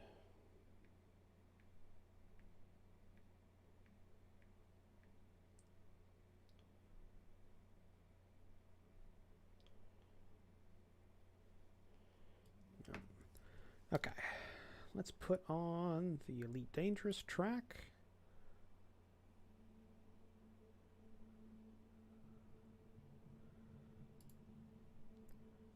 Alright, there we go. And Little Lich, we will get you all connected up with your roads. Let's just make sure we've got everything worked out here. Okay.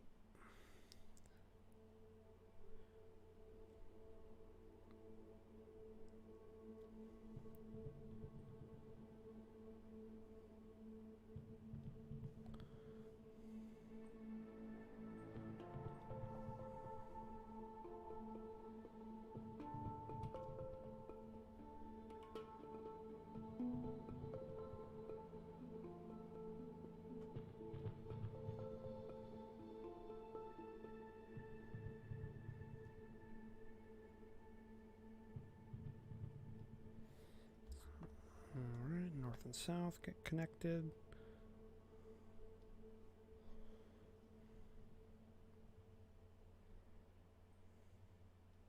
Like I said, fairly robust transport network in these southern nations here. And then that's all I needed for those. So now we just work on the rail lines.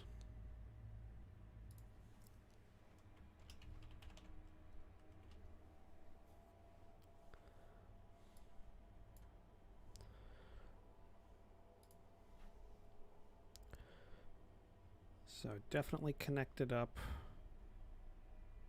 rails here. I can see a rail line going through here, connecting that way, and then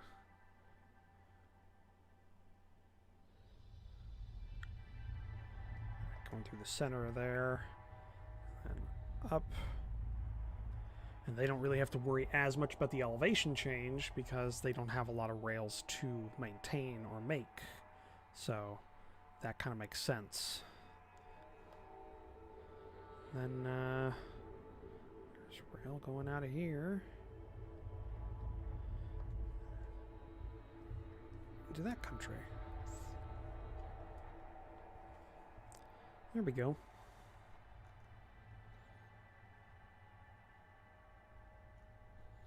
Actually, you know what? Now that I think about it, hold on.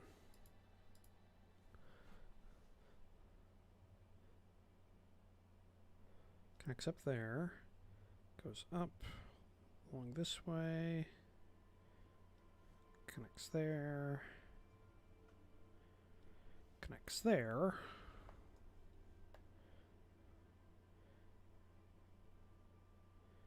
and goes out there. Because the elevation change still does matter economically. They have their city in the mountains, so it would be hard to get rails up there. So they wouldn't have a whole bunch going in. Maybe one going out, though. I could definitely see them having one going through here and then down. And this be kind of like a rail hub. Yeah, I like that better. Okay. So that's Little Lich. Lich is done.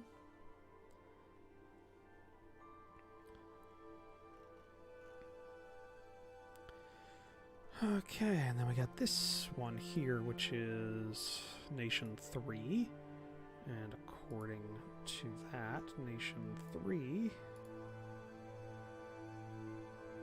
is Fulden. Alright.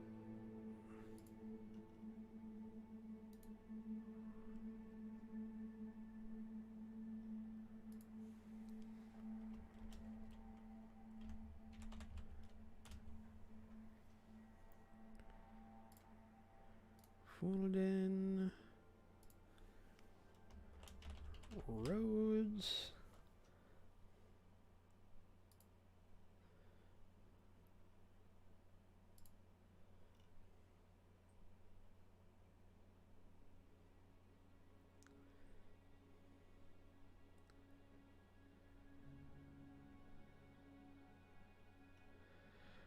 Sorry, just looking up some stuff right now, guys. Just give me a second.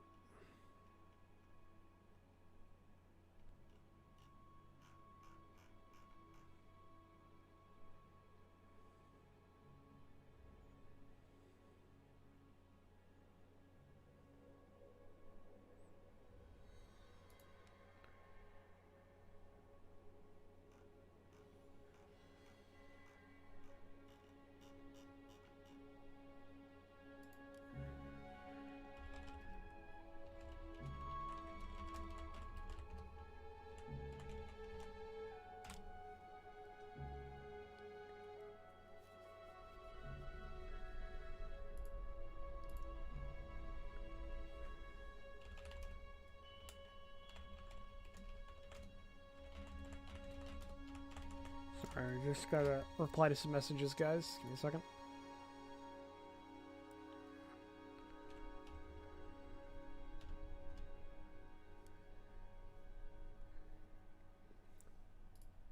Okay.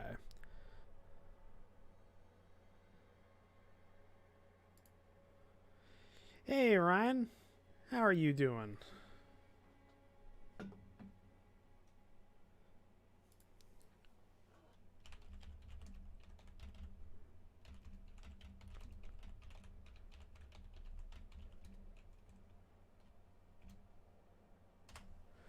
Okay.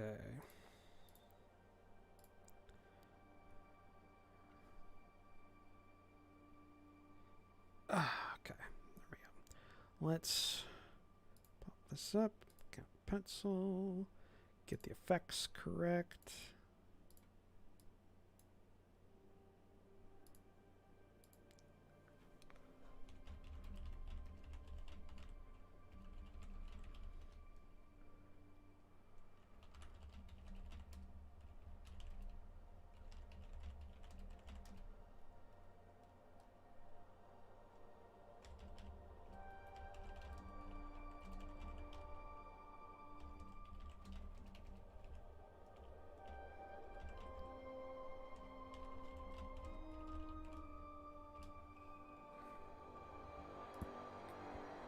All right.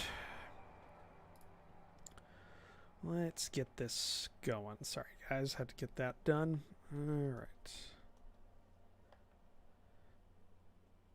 Connect up some of these roads.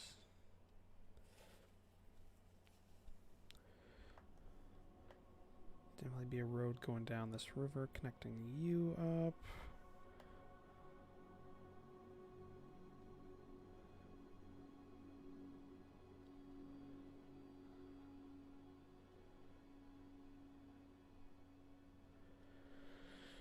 Okay, got that.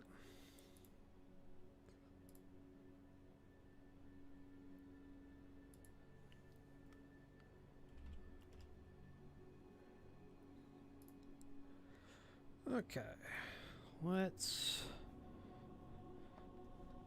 keep going here.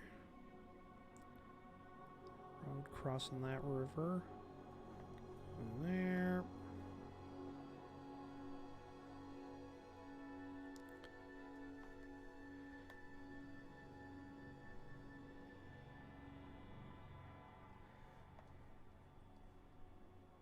All right. Connection point there.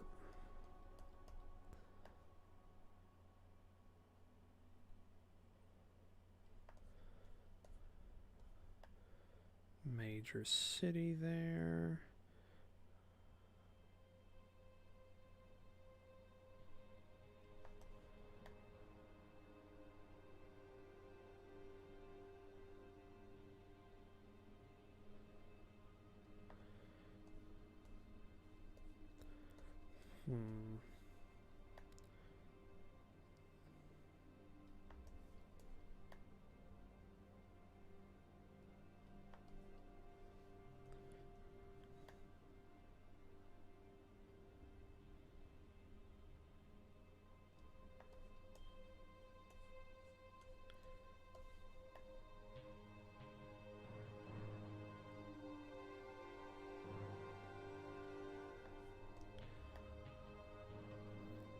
Road going down the coast here, connecting this major city, which connects to this major town here through this minor town.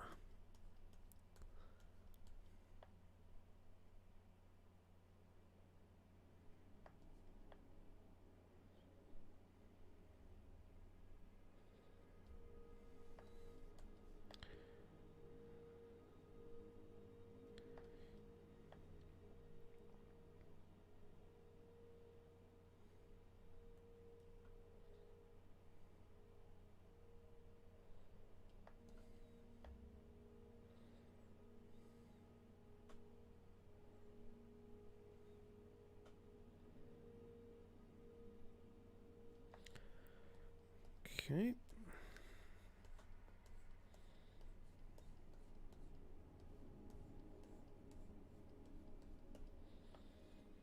think that's good.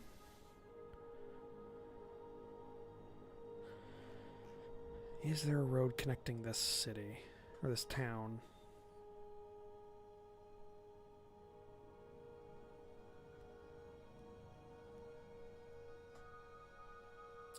It's kind of in its own little valley. It's kind of blocked off on its own side. Does it have a major road connecting it? Is the question.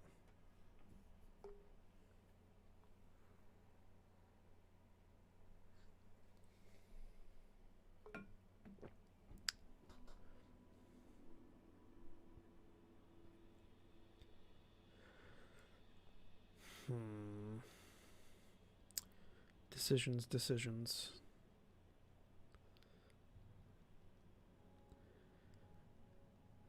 I don't think it would. No, I think this is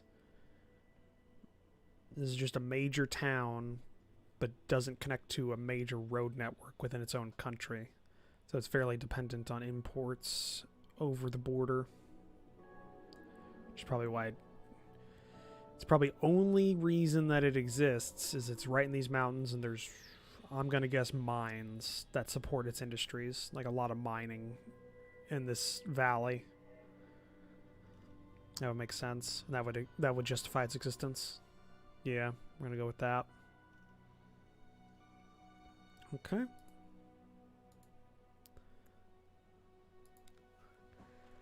Rails.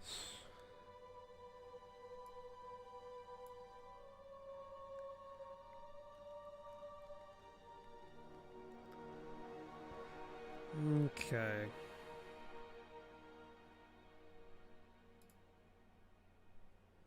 Railways. In my head, this is like a Romania kind of nation. Early 1900s Romania wouldn't have like a huge rail infrastructure. Have some. Wouldn't have a lot. Something in like this major city here.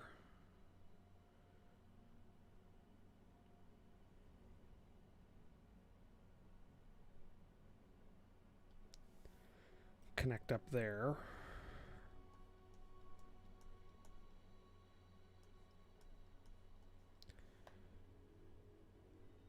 And it goes out.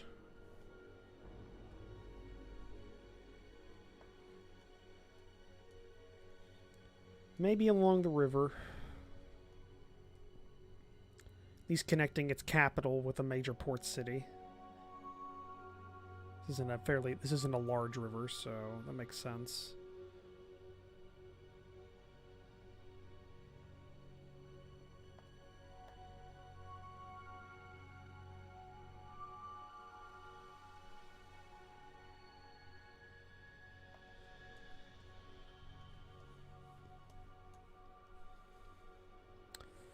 I'm also going to say, because it happened in real life,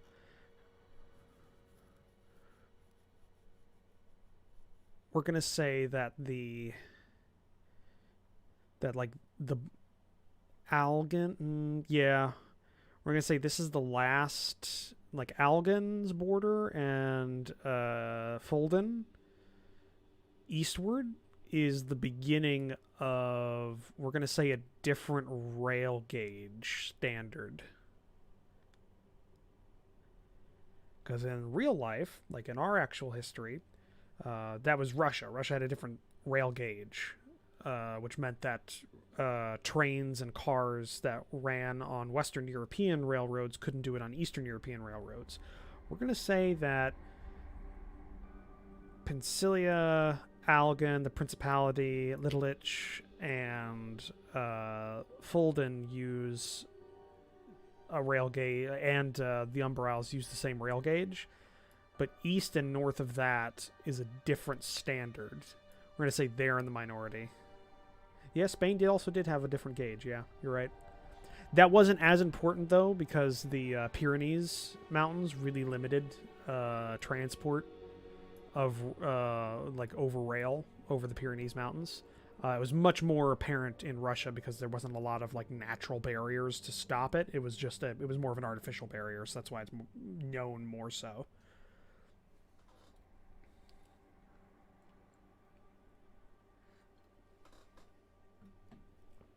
So yeah, we're gonna go with a different rail gauge, a different gauge standard, east and north of this, so that these are probably, so that what we've put down so far is kind of the minority, at least on this continent, though they are the more populous nations that exist. We could also say, well, we could actually make it even fuckier. Like, if we really wanted to, we could say, what is this? 5. We could say 5, 7. Hold on a second. Just got a message on Discord. What was that? All right. We could say 5, 7, 8, 9, 12, 13, 15, 16, and 10 as nations all use the same rail gauge. 11, 14, and 18 use a rail gauge of their own. They share that. And then 1, 2, 3, 4, this unnamed one, and 6 all use their own rail gauge. And so what that means, on a map-wise, is that there's not a lot of interlinks between the rail networks. There's hubs on the border that kind of function as interchanges where goods from one train coming in will be usually transferred just to another train or just overland if there's not a robust rail network there. So I think we might go with that. So we can kind of work out rail gauges here, and I think, like, in terms of why that exists is, I'm thinking history-wise in this world, Nation 12, which is the United Cities of the Tyrrhic, this area was like the Rome of this world. So they have a fairly, like, this whole section has a fairly what's the word for it, common cultural connection. We're going to say this little cluster here weren't fully conquered by the proto-Rome of this world. And then we're going to say 11, 14, and 18 all have a similar cultural origin. And so they are all fairly interlinked, which would make sense why they would have kind of interchangeable rail network kind of structure. So that's what we're going to go with there. That's what we're going to justify it. So we don't have just like super massive amounts of interlinks. Mutual heritage. Thank you, Eric. So yeah, that's what we're working with right there. So this, which is Nation 5, which I said before, but I've completely forgotten. The Galbian Federation is on a different rail standard. So we've got that. But before we move on from Fulden, I definitely want it to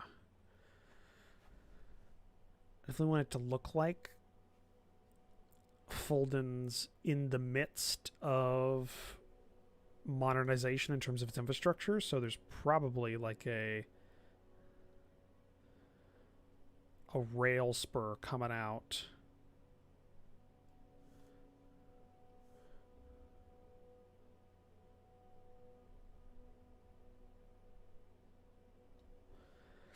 On the way to connect up with the Littlich rail network that's coming into their nation, so they don't have to go overland or oversea with the supplies. So I think we'll go with that. Yeah, that works.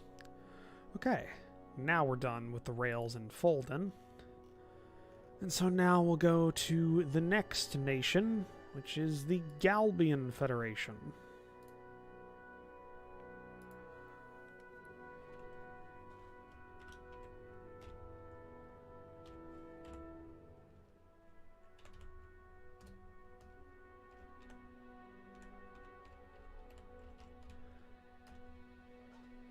Galbian Federation.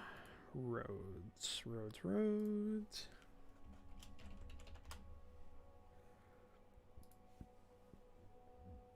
Okay.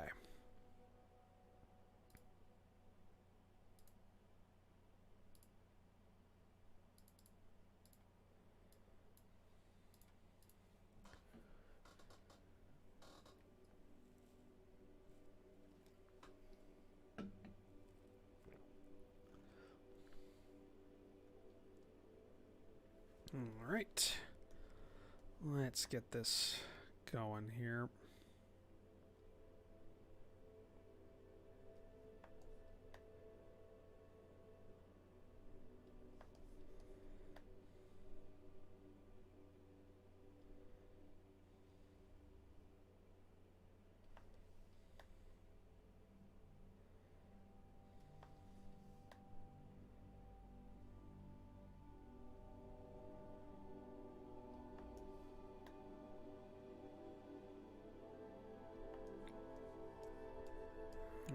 Okay.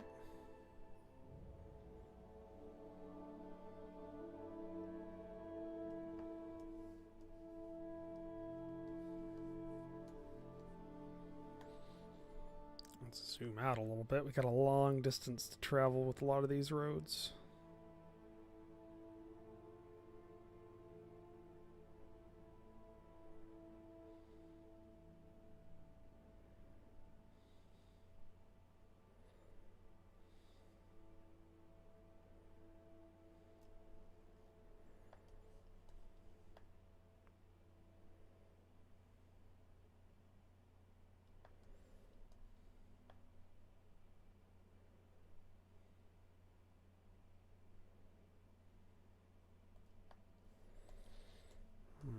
Okay.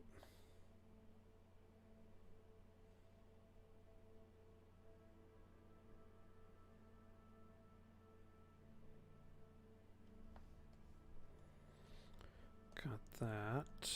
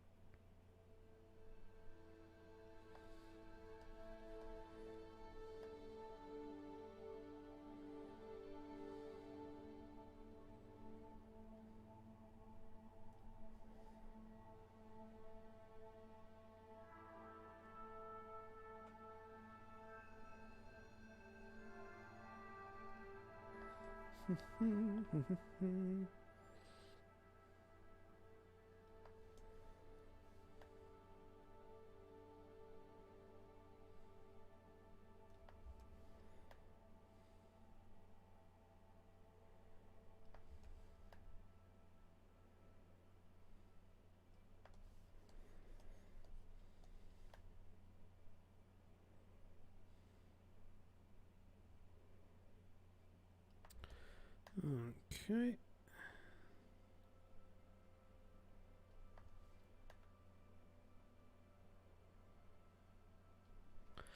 Got that. I think I'm going to switch up the music. Okay, we're going to have somebody, actually, before, I'm not going to switch the music at all, because we actually have somebody that's going to be joining us on my end for a chat, an old friend of mine, so yeah, we're just going to, that way I've got a little bit of more back and forth going on, audio-wise, so yeah. Voice call, there we go. Ooh, that's very loud. Big. Okay, gonna have to change that volume a little bit. Oh no. There's a tiny, quiet roach.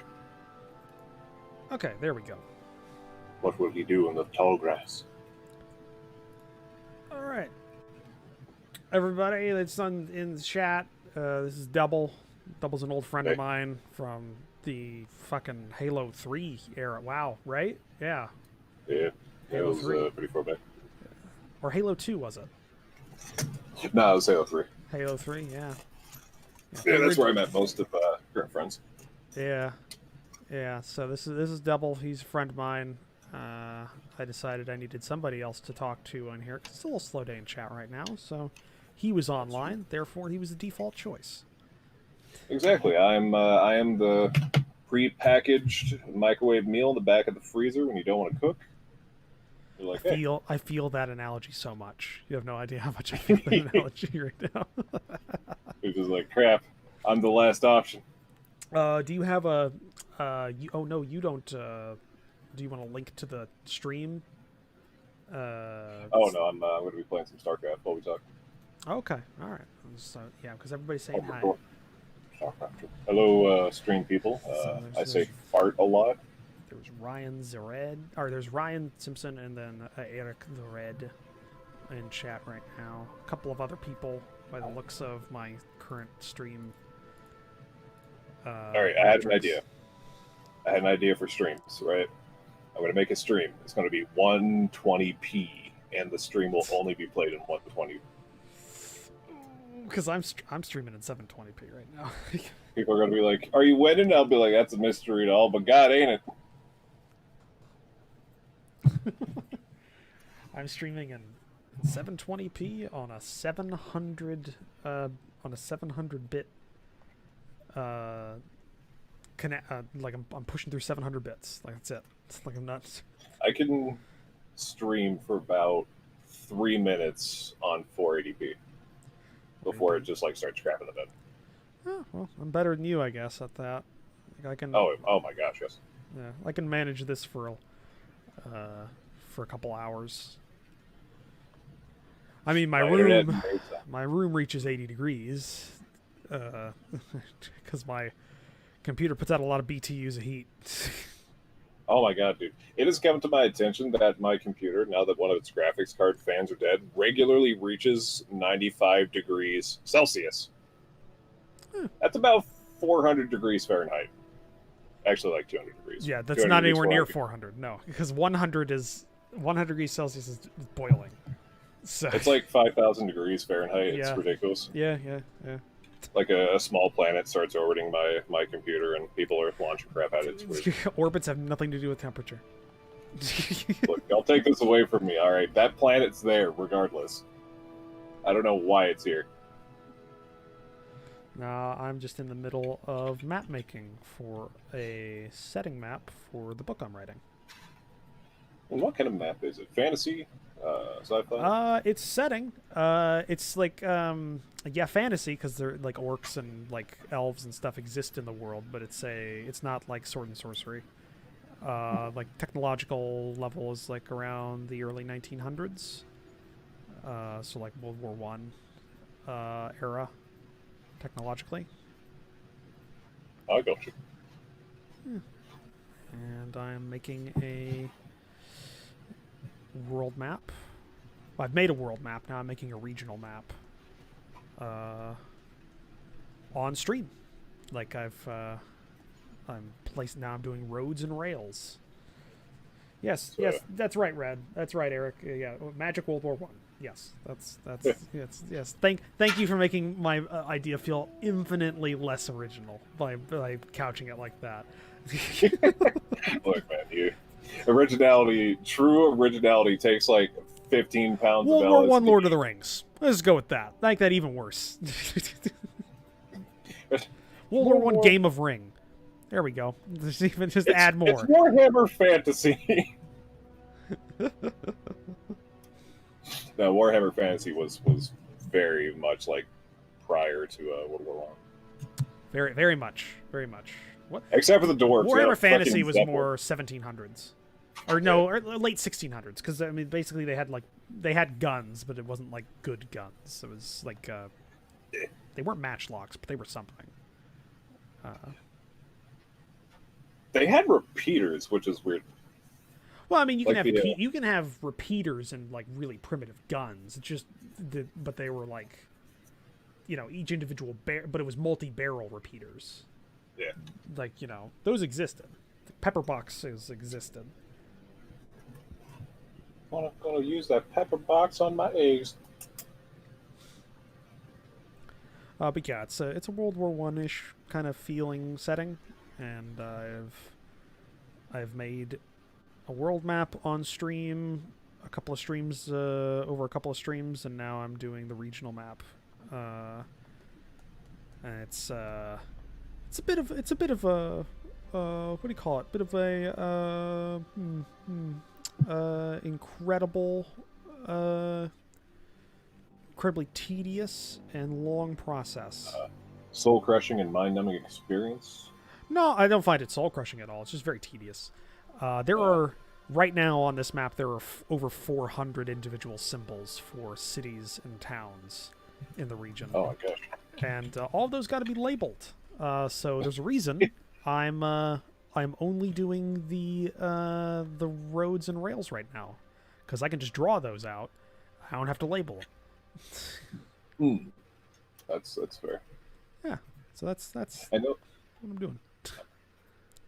Warhammer Fantasy had a system where it's like they had the big overworld map that only showed big important cities, and then they had a separate map which is like zoom in and you see the 5 this map. billion. Oh my god, you're going to be here all week. I didn't put like the lower limit of the areas that I marked out was things like large towns. So I've got capitals, important cities, and towns. So I got 4 different symbols. So do you have trains, planes, and automobiles? I mean, I am putting down roads, rails, and those markers down. So I mean, that's a thing. I literally just spent like 10 minutes talking to the chat and stuff about the fact that where the rail gauges are denoted on the map, because because historically there were nations that used different gauge rails that didn't interact well with other, like Russia. I think we also figured out Spain had different gauges, so I had to figure that out. So you better not fucking use this. I swear I'll put a stick of dynamite in it. Was just physically couldn't fit because they were like wider or shorter, so they were just like, or wider or thinner, not shorter. Those are 2 separate. Wider and thinner. Yeah. This is a paradox. It's the paradox rail. You fucking hop on and you show up 20 years later than you intended. The paradox rail. It's the paradox rail. It's the paradox. It has 800 DLCs, and the sequel will maybe be worse than the one that came before it. I do actually work with Paradox on a lot of releases, so I would appreciate not super bad mouthing them, given the fact that they give me free games. So Paradox, please know this. I am not affiliated with him in any way. He fucking abducted me. I'm in his basement. I think I see a gerbil in here. I don't know what's going on. Disregard double, please, because disregard. I would really love Paradox. I'd really love CK3. Could you give me CK3? I know you only sent out like 1/5 of the normal code amounts. It'd be great if you gave it to me because I want to try it. Hook my boy up. He's earned it. He has like every Paradox game. Tried to teach me fucking Europa Universalis. Did an okay job. That's actually the game I play the least now. I hate that game. Not hate it. I just don't like it. I just don't like it. Starts. It's just it's super tedious. I never got it. Just never could get it. I tried getting into Crusader Kings 2, but that was just like such an overwhelming experience. And then I tried the World of Warcraft mod, and I was the Lich King. And fucking apparently the undead still have diplomacy they got to deal with. Like, son, I am the Lich King. I ain't talking to no one.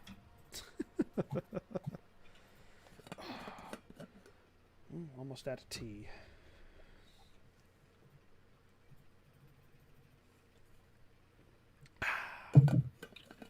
I've been meaning to go back to Stellaris, but like, God, so much has changed. It's like a huge mountain I gotta climb. Yeah, they made it easier in some respects, harder in others. It's kind of it is what it is, you know. Back when Shard and Jagger and I played, we were so confused with the new city building stuff. It was just like, oh god, we ran away. City building stuff. Jagger figured it out though. Oh, you mean the planet, like the non-tile based planet stuff? Yeah, when they got rid of the tiles and replaced them with like that kind of obscure system. Right. I don't know. That was easier for me. Like I don't know. It was easier and it was less constrictive. I felt. Then again, like it's been they've had so many DLC. Well, not DLC. They've had so many rebalance patches and things to change stuff. But I mean, they've made a better game out of it. You know, it's. Also, Planetfall kicks all kinds of butt. I know they're just the publisher on it, but Planetfall is one of my favorite turn-based strategy 4X. I think I turned that down. I think I had that. Oh, I think they could give it. I could have asked for it, but I turned it down. I've got way too much shit. Like I've like Slytherin and Matrix games give me so many fucking codes for games that I can't even cover all of them. Oh yeah, Slytherin did Gladius. Yeah. No, I get all those. Never even covered it. They still just send me them. Oh man, I played Gladius. It's not actually bad. The faces are a little ugly, but other than that, they did a good job. I played it originally when it came out, and it had problems with the multiplayer, like desyncing and stuff. I think that's been fixed. I think it's been multiplayer fixed. stability. But I haven't tried it again.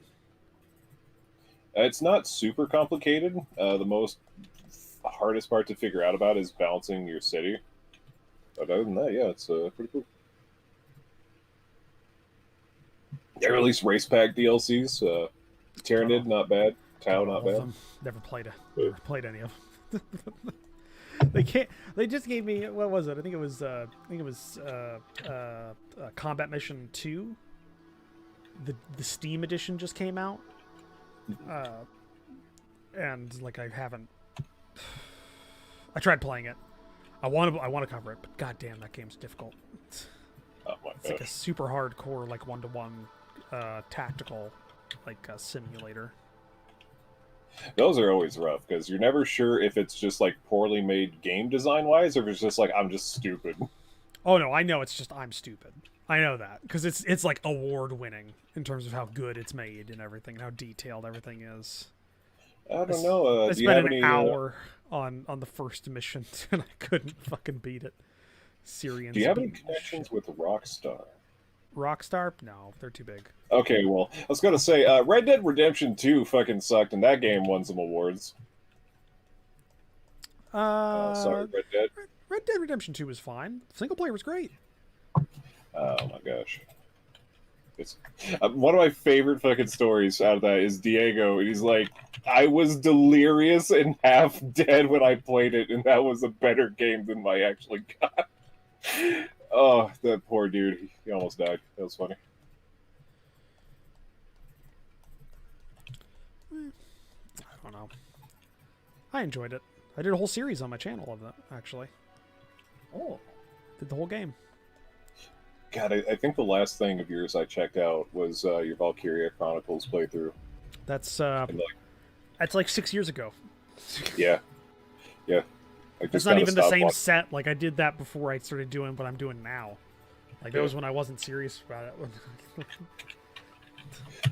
that was before I even did, like, I had, like, actual monetization. No, I had monetization back then. That was before a lot of shit. God.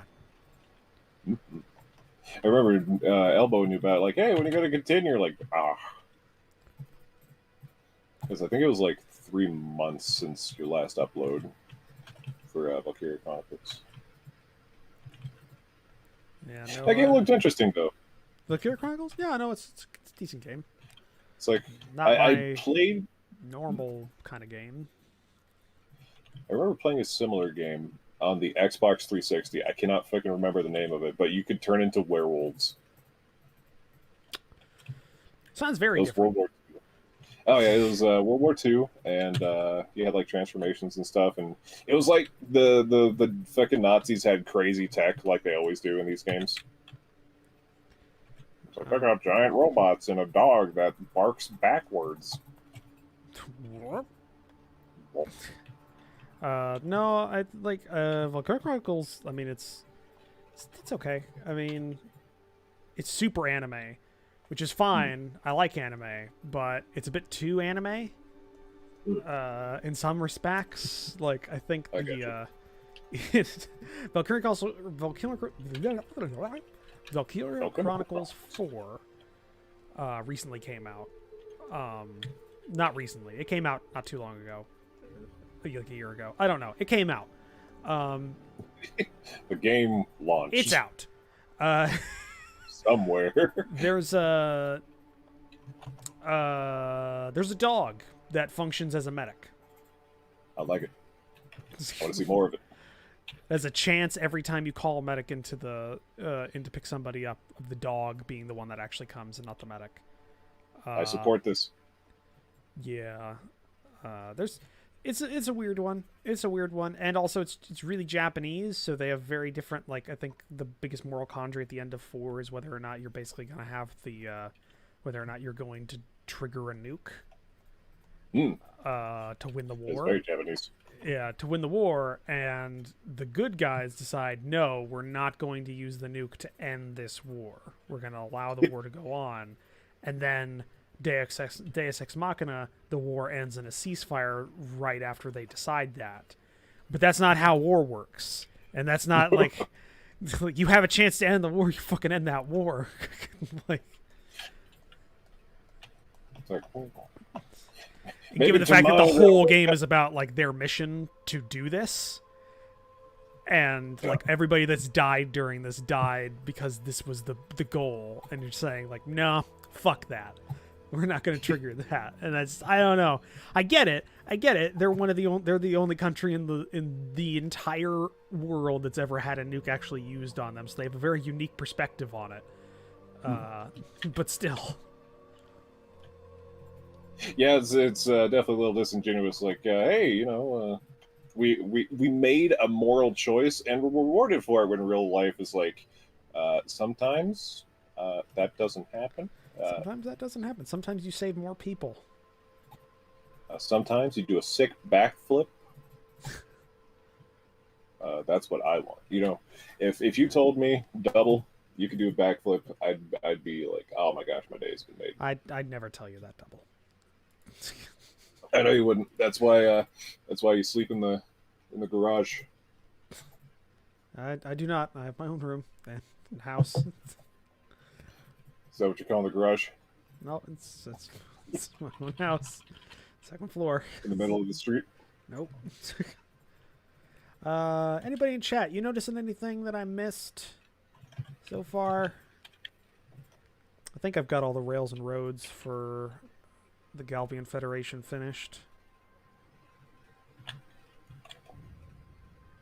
So, would you say that your current setting is taking inspirations from that one Pathfinder game we played with the elves invading the city? No, not really. Actually, that's I've been running that campaign in 5e for the last 2 years with a concurrent group. It's been modified a little bit, but it's that campaign I tried running like 2 or 3 times previously. One of those being that Pathfinder game, but yeah. Actually, getting off the first session. Actually, well, that wasn't the first session. That's the thing that's happening. That thing that happened in that game is happening soon-ish in the current game. There's a big build-up that's happened. They've had fights with that force, but it hasn't occurred yet. 100%.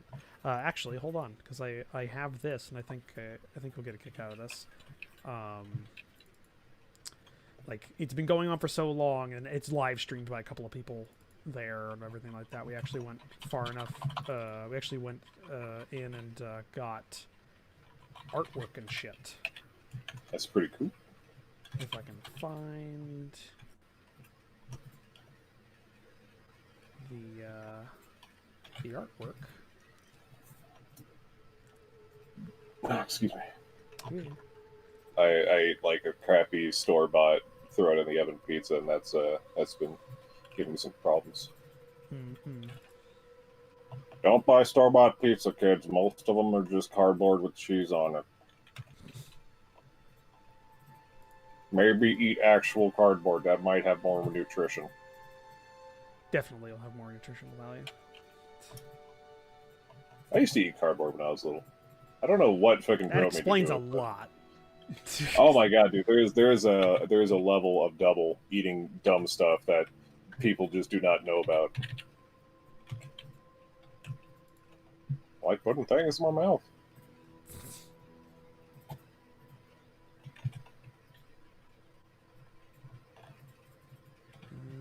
Where's the other one? Yeah, that first one I sent you on Discord, that's the party. It's changed a little bit.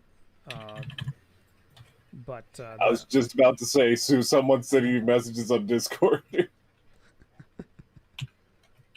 The first one's the party. It's changed a little bit. The halfling bard with the dog got replaced by a warlock half-orc.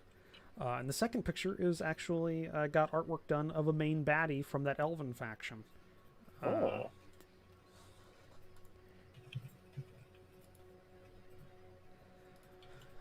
Okay, so Galbian Federation is finished. So now we move on to, I guess, Kingdom of Altria? I think it's Altria. Nation 7, Kingdom of Altria.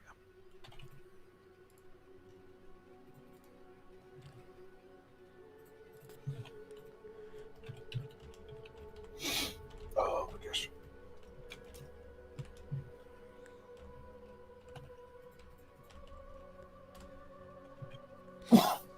Oh my god, I'm dying. Forgive me. It's fine. Also, that really shitty map that we used back in the day. Oh, Roll20? For that game, that Pathfinder game, has been totally replaced with an actually decent map of the world that I have settled upon. Nice. I remember the very first program we used was like some kind of Microsoft Paint looking, like you can make a wall and that's about as far as you go. Go import some images. RPG tools. Yeah. Yeah. But it did its job. No, we use Fantasy Grounds now. We were using Roll20 for a long time, but we moved on. See, I moved to Tabletop Simulator for a couple games I hosted, but they didn't really go anywhere. Yeah, no, that map I just sent you on Discord. That's the current world map we're using. I will check it out in a moment. I'm currently in a co-op game. I'm shooting people. I'm the Zerg. Zerg boys pop off. No one pops off. I will be under your bed tonight.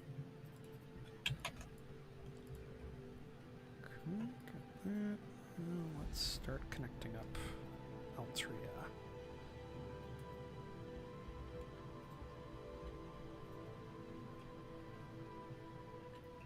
Oh, sorry. This is just me for the rest of my life.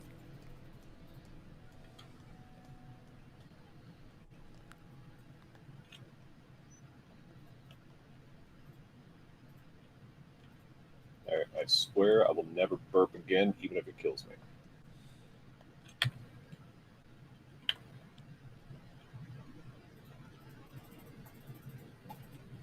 Okay.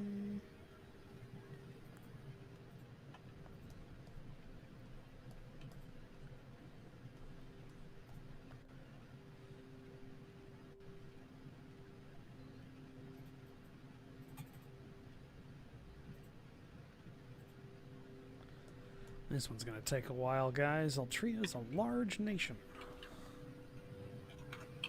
It's a big place. I was stupid enough to put a lot of detail in this. This means you've got passion and dedication. You're no slack jaw. You don't half-ass a job and leave it. I do though. I do. Shh. This is motivational time.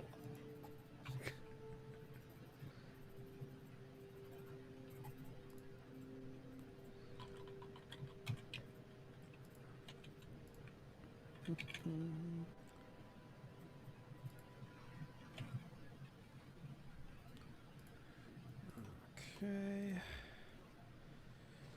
So let's look at this. Alright. Connect up the major cities.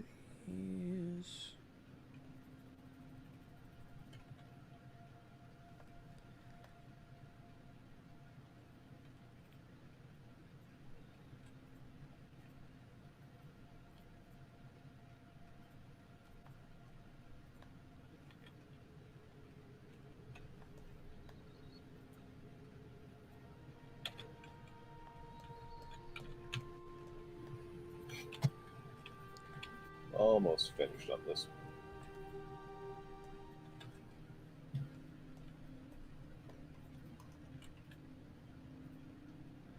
Everybody in chat, let me know if the background music is a bit loud. Think it's good, but I can't ever tell. That is one of the most consistently difficult things I've seen just about every streamer struggle with is like their audio, their voice versus everything else that they're doing. Yeah.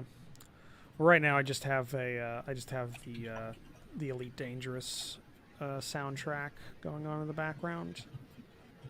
Cause I heard that game was okay. That's pretty good. I've played it quite a bit. But yeah, video game soundtracks are fairly safe to use as audio for videos and streams because they're made specifically for that, and most companies are not dicks about it. Some are, but as far as I know, Elite Dangerous isn't. There we go. All right, I can finally alt tab and investigate this little map. Like the elf with the mustache, he's pretty cool. Mm-hmm. Let's see. Commander Volrid. We got a halfling with a dog who's bigger than he is. Elf. We appeared to have a Mongolian raider. Yep, that's Ustinia. He's a barbarian and a completely broken character, but he's our broken character. No. He has an AC of like 25, I think, or something like that. Because like, is he one of those? It's like I got lucky on all my rolls, and I know how to break this fucking system. No, he just kind of fell into a lot of this shit. You all right? Sorry about that. My fucking speaker decided it didn't want to be on my desk anymore and threw itself off the desk. Hold on, need to fucking get the wires straightened out now. Oh my gosh, I cannot hear anything. Sorry to chat if I scared you. Don't worry, it scared me too. All right, we're back. A little bit.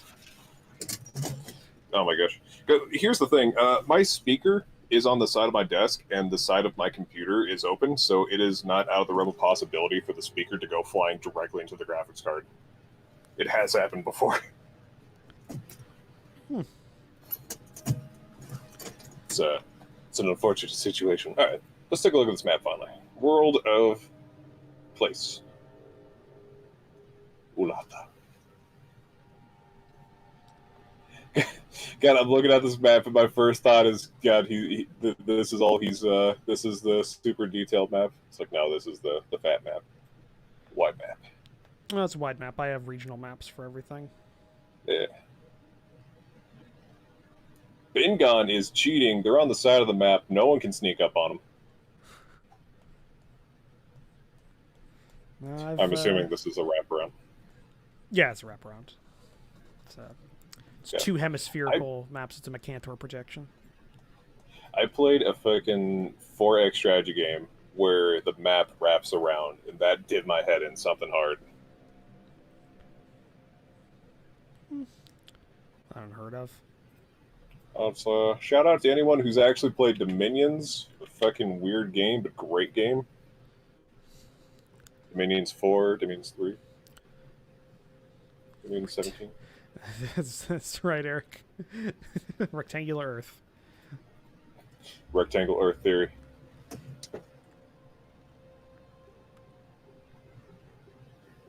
God, I think it was Ion Maiden who had a poster that said "Fat Earth Theory, oblongs not wrong." That was the funniest joke I've ever heard in my life. Really good.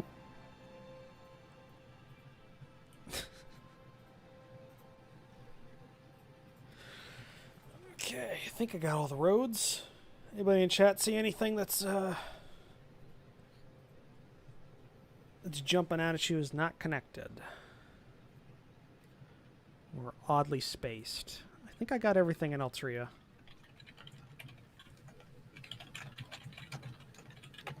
No, I've gotten to be quite a lot better at cartography since the last time we played a game together in terms of an RPG. Yeah. Jimmy's been trying to get me into his game, but God, I'm not sure if I have it in me anymore.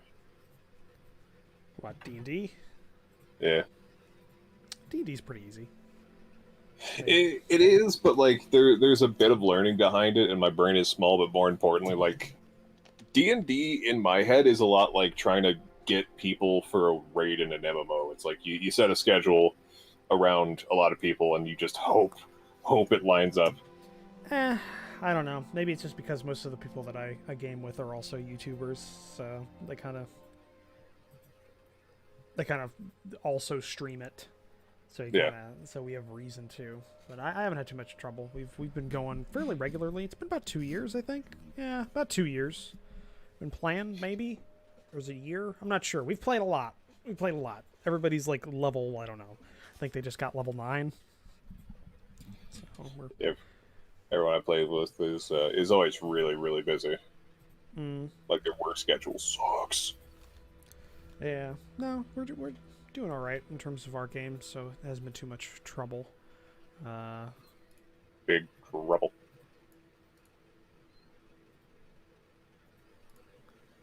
And I'm still technically unemployed, so I don't have to worry too much about my schedule. Gonna go employ where to build bridges.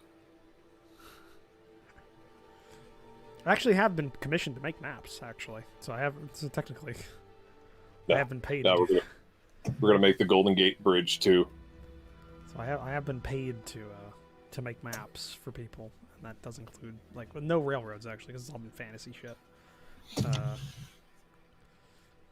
For people's games and stuff. Can I pay you for you to unmake someone else's map? No, that's not how that works. Like you just you sneak into the computer files, delete it, and then you delete it off your computer. It's just gone. I will give you $200 to make that happen. 300 if you leave a funny picture on their desktop. I would give you an example of what I can do. Unfortunately, the maps I make I cannot transfer on Discord because they are too large. Oh no! It's got some fat maps. Got some thick, chunky maps. I like it. I like it when maps aren't tiny. Well, let me rephrase that. I like it when maps are detailed. You can have some pretty dang detailed tiny maps. Oh yeah, I debated a little bit this map that I'm making right here. I debated making the whole thing, the world map, on a vector-based program, which meant that you can, because vector-based programs have infinite scale or infinite zoom, so you could make it. You could go all the way down to like village level. Unfortunately, it doesn't necessarily work that well for maps, but you could like zoom in pretty far on everything. There was a really neat map making tool that I think you introduced me to a few years ago, and I got into it. I was making some cool stuff, and it came out. It's like, yeah, so our rules are anything you make, we have the copyright to, and I dropped it.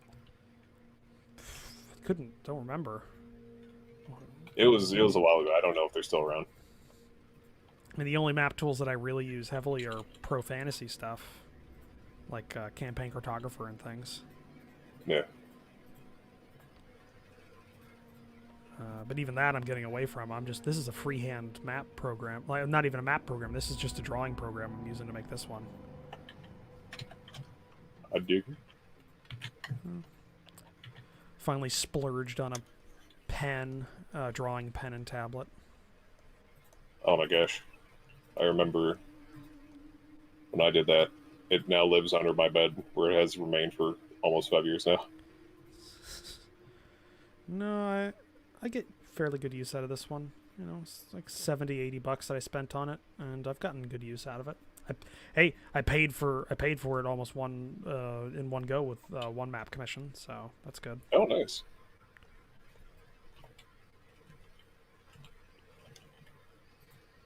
That and these streams that I'm using it on also are very not too bad in terms of in terms of income.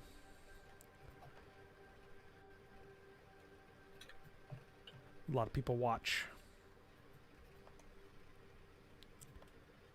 Okay. What kind of watch? Okay. Do they Rolex? Said watch, not wash. That is no. Do they Rolex? You know, like a watch. I hate you so much sometimes. This is my only joke for the day. It was not funny. Come back tomorrow. You will not hear another one. Be thankful. My jokes have prematurely aged the weak. Stay a while and listen. Greetings, traveler. I'm fucking dead. Right, But no one ever really dies. I think I got it. What are you guys thinking, Chay? You think more for the rails? You think connecting up those sub networks? Are we thinking maybe stick with what we got? I'm not sure.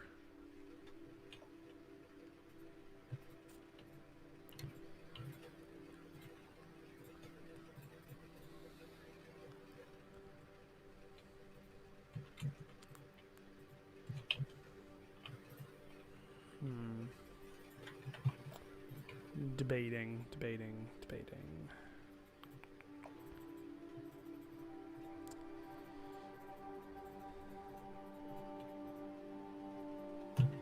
Yeah, I don't want it too connected. You're right. You're right, Eric. It's just because I'm looking at it and I'm thinking it makes sense because this city and the capital are all on the ocean, so they could transport goods over on boats. So that makes sense. A fairly decent amount of interconnection between these two, between the Galbian Federation and Altria, so that makes that work.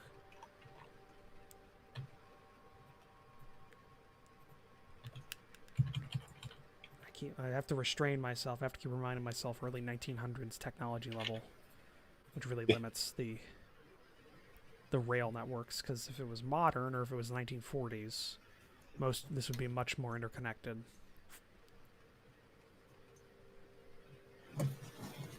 So subterranean subways out of the question. Actually, no. Subways existed in the late 1800s. Bullet train monorails out of the question? Question mark? Yeah, those wouldn't exist. Okay. Hover cars, not here. Nope. Okay, so we got those two done. I think that's good. I'm just... Yes. Yeah, I think we're good there. Okay, so Altria's done. Now we move on. Oh. Now let's move on to this peninsula here, which I gotta remember what it's called. The nation this fucking country that I made and named. I can't remember. They're not important. Don't worry about it. The United Cities of Tyrek. Well, it would be Tyrek. So, okay. This is a really built-up area, so I need to... So let's start on it.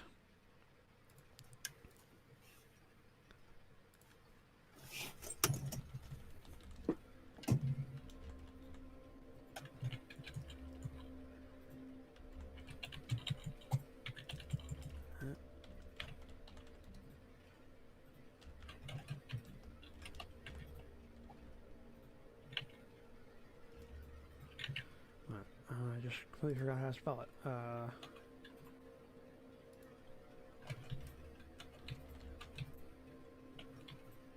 Yeah, Tyrek. There we go.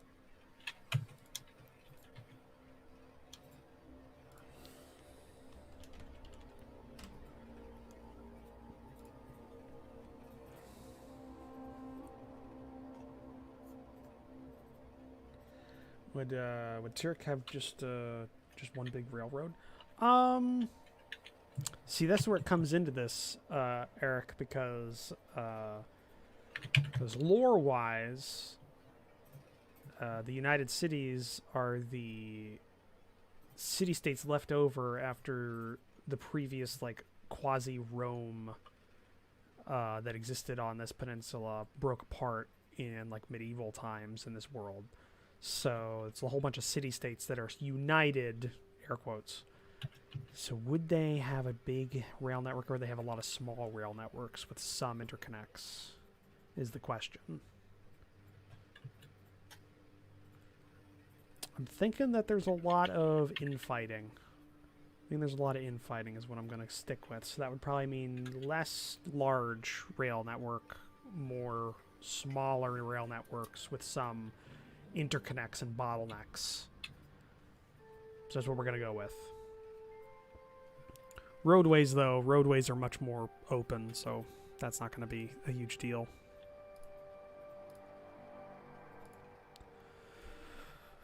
Alright, let's get this effect on this bad boy. Oh, wow. Where did the time go, guys? It's been 3 hours streaming. Ooh. Sneaks up on you. It does. It's also been because the Elite Dangerous soundtrack is 2 hours long, and I'm used to switching out soundtracks a couple more times.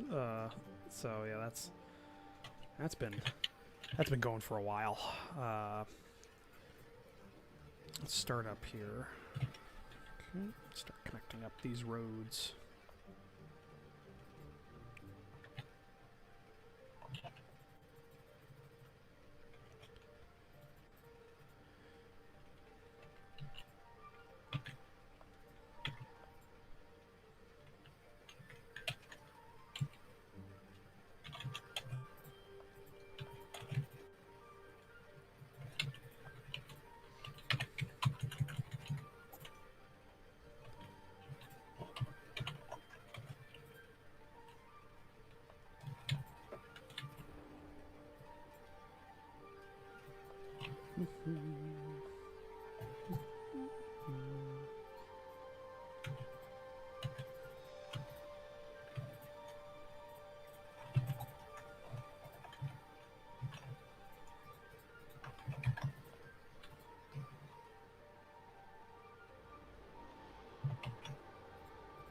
There we go.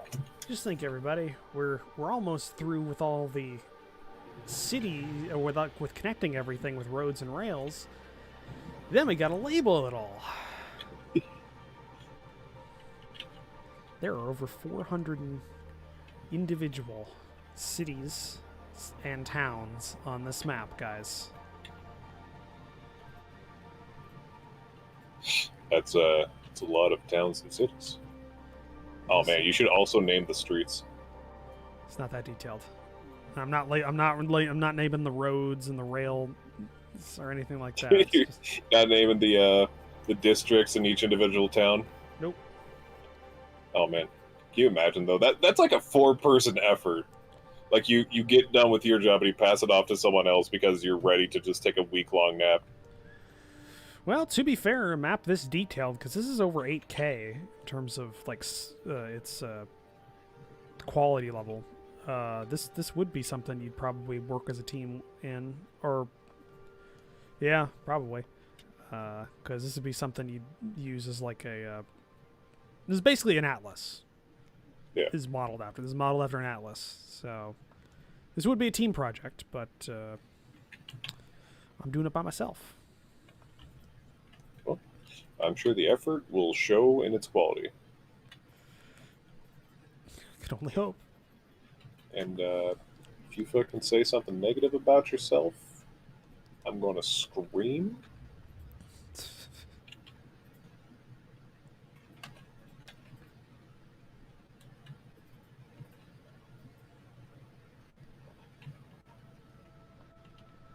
Okay, we get that through. Connect you up.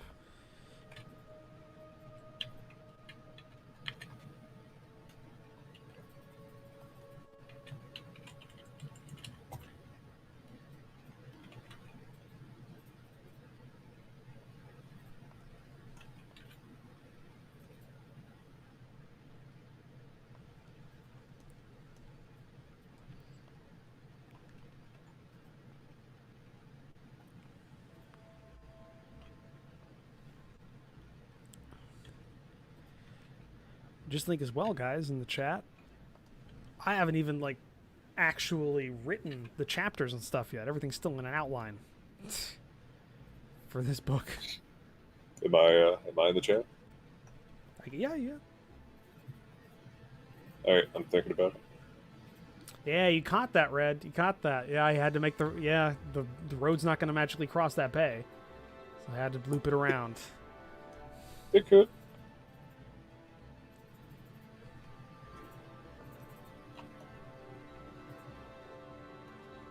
And you see, that's the kind of thing like somebody that's not used to drawing maps or kind of keeping mindful of that kind of thing would miss, like on the first go. Not like insultingly. That's just like something a lot of people miss when they make a lot of this kind of stuff. And it's easy to miss because that's something you don't. Why you wouldn't think of that normally.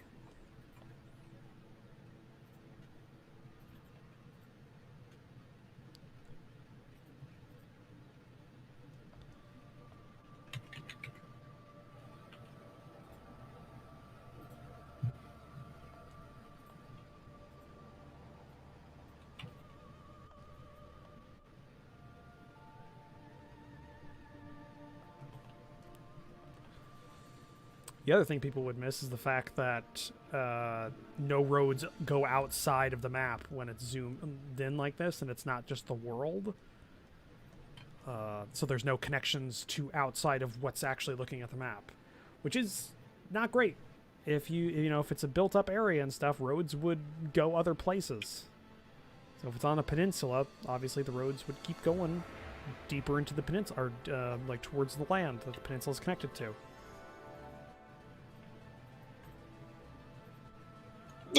Excuse me. That was a hiccup. Wasn't burp. Did not break my promise. Right.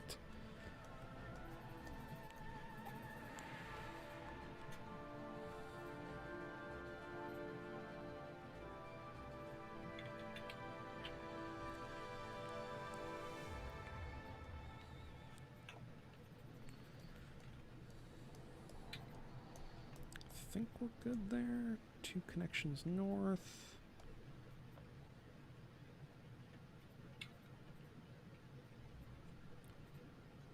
So, have you played the hot new game, Fall Guys? Nope. Fucking, I swear, the first 3 days that game came out, people were on the Steam discussion forum screaming, "Is the game dead?" Like, no, it's only one of the most viewed games on Twitch at the moment. Yeah, I know it's a big deal. I haven't even looked into it. Honestly, it's really fun. I've played it a whole bunch. It's like people call it Takeshi's Challenge or Castle. I call it the Black Friday Simulator. This is just like you and 60 other dudes all shoving and pushing each other trying to reach the goal. No,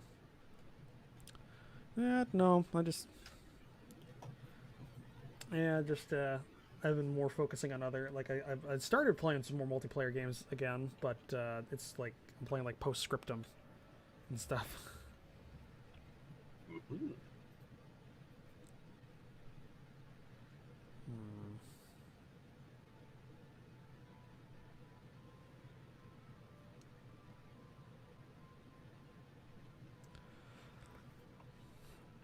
Let's think here. I think.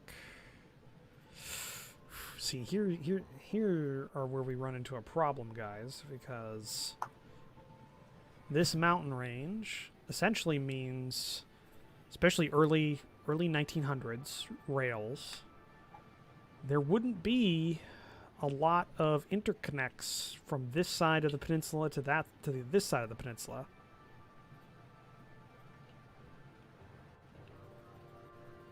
So rail-wise, we're somewhat limited. Because remember, for anybody that's trying to make a map or anything at home, or trying to keep these rules in mind, railways try to avoid elevation changes at all cost, if possible. At least major ones. Because that causes delays and therefore lost revenue. Gravity's a pain in the butt to work with.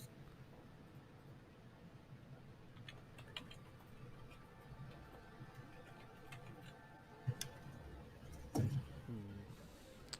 let's go down here. You know, I should really actually spend some time and finish up the stuff I need to enable memberships on this channel. I keep forgetting to do that. I've got all of the icons and the emotes done.